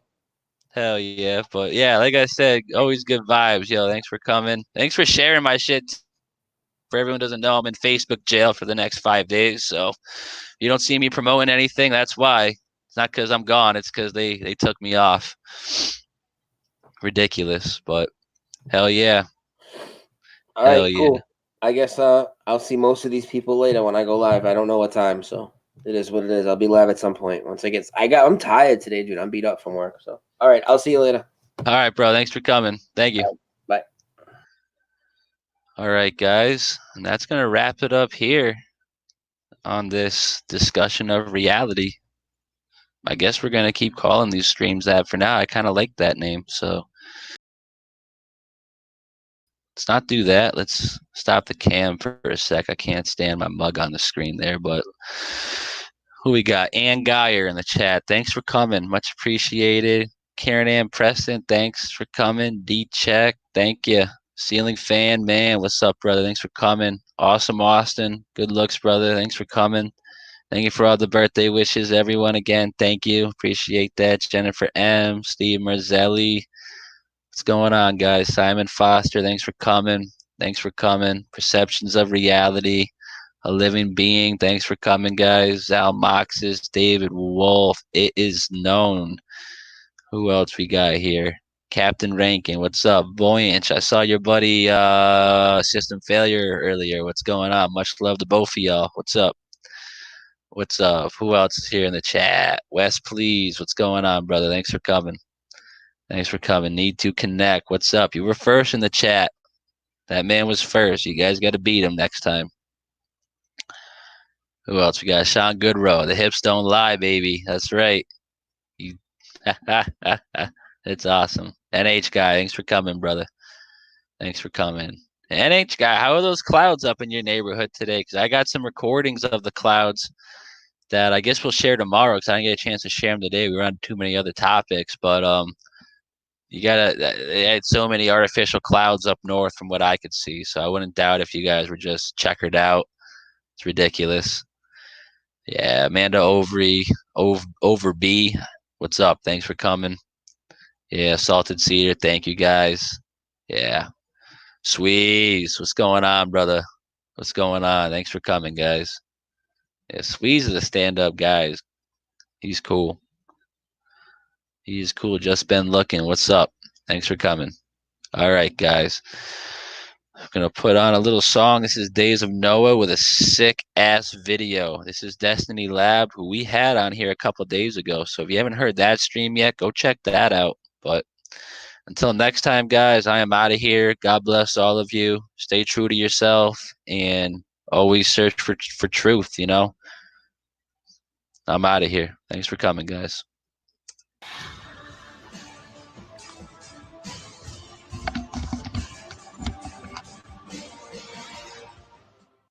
These guys are going to be released in the future again. The return of the Nephilim, the fallen angels, the gods themselves with a small g. They are coming back during the apocalypse time. Cracking hits to rip like the beaks of a griffin with sharp pointy tips and the grip of a falcon. Grasping with grappling talents and worn on medallions of battle in synthetic and no man. So many masterfully sculpted renditions, artistically marvelous, monstrous visions, descriptions of possibly authentic dragon-like animals, fossilized mandibles gradually formed by the annual downpours and rainbows, exposing mysterious samples. Examine examples like cylinder seals, revealing the secrets of serpents unveiled by you. With the snaps of a snapdragon sounds serendipitous, just like the epic of Gilgamesh. Several conspicuous mythical beasts can exist, and in fact they could actually be crossbreeds from angels who planted the seeds on indigenous demons hungry to breed. In the days of Noah, from the book of Enoch,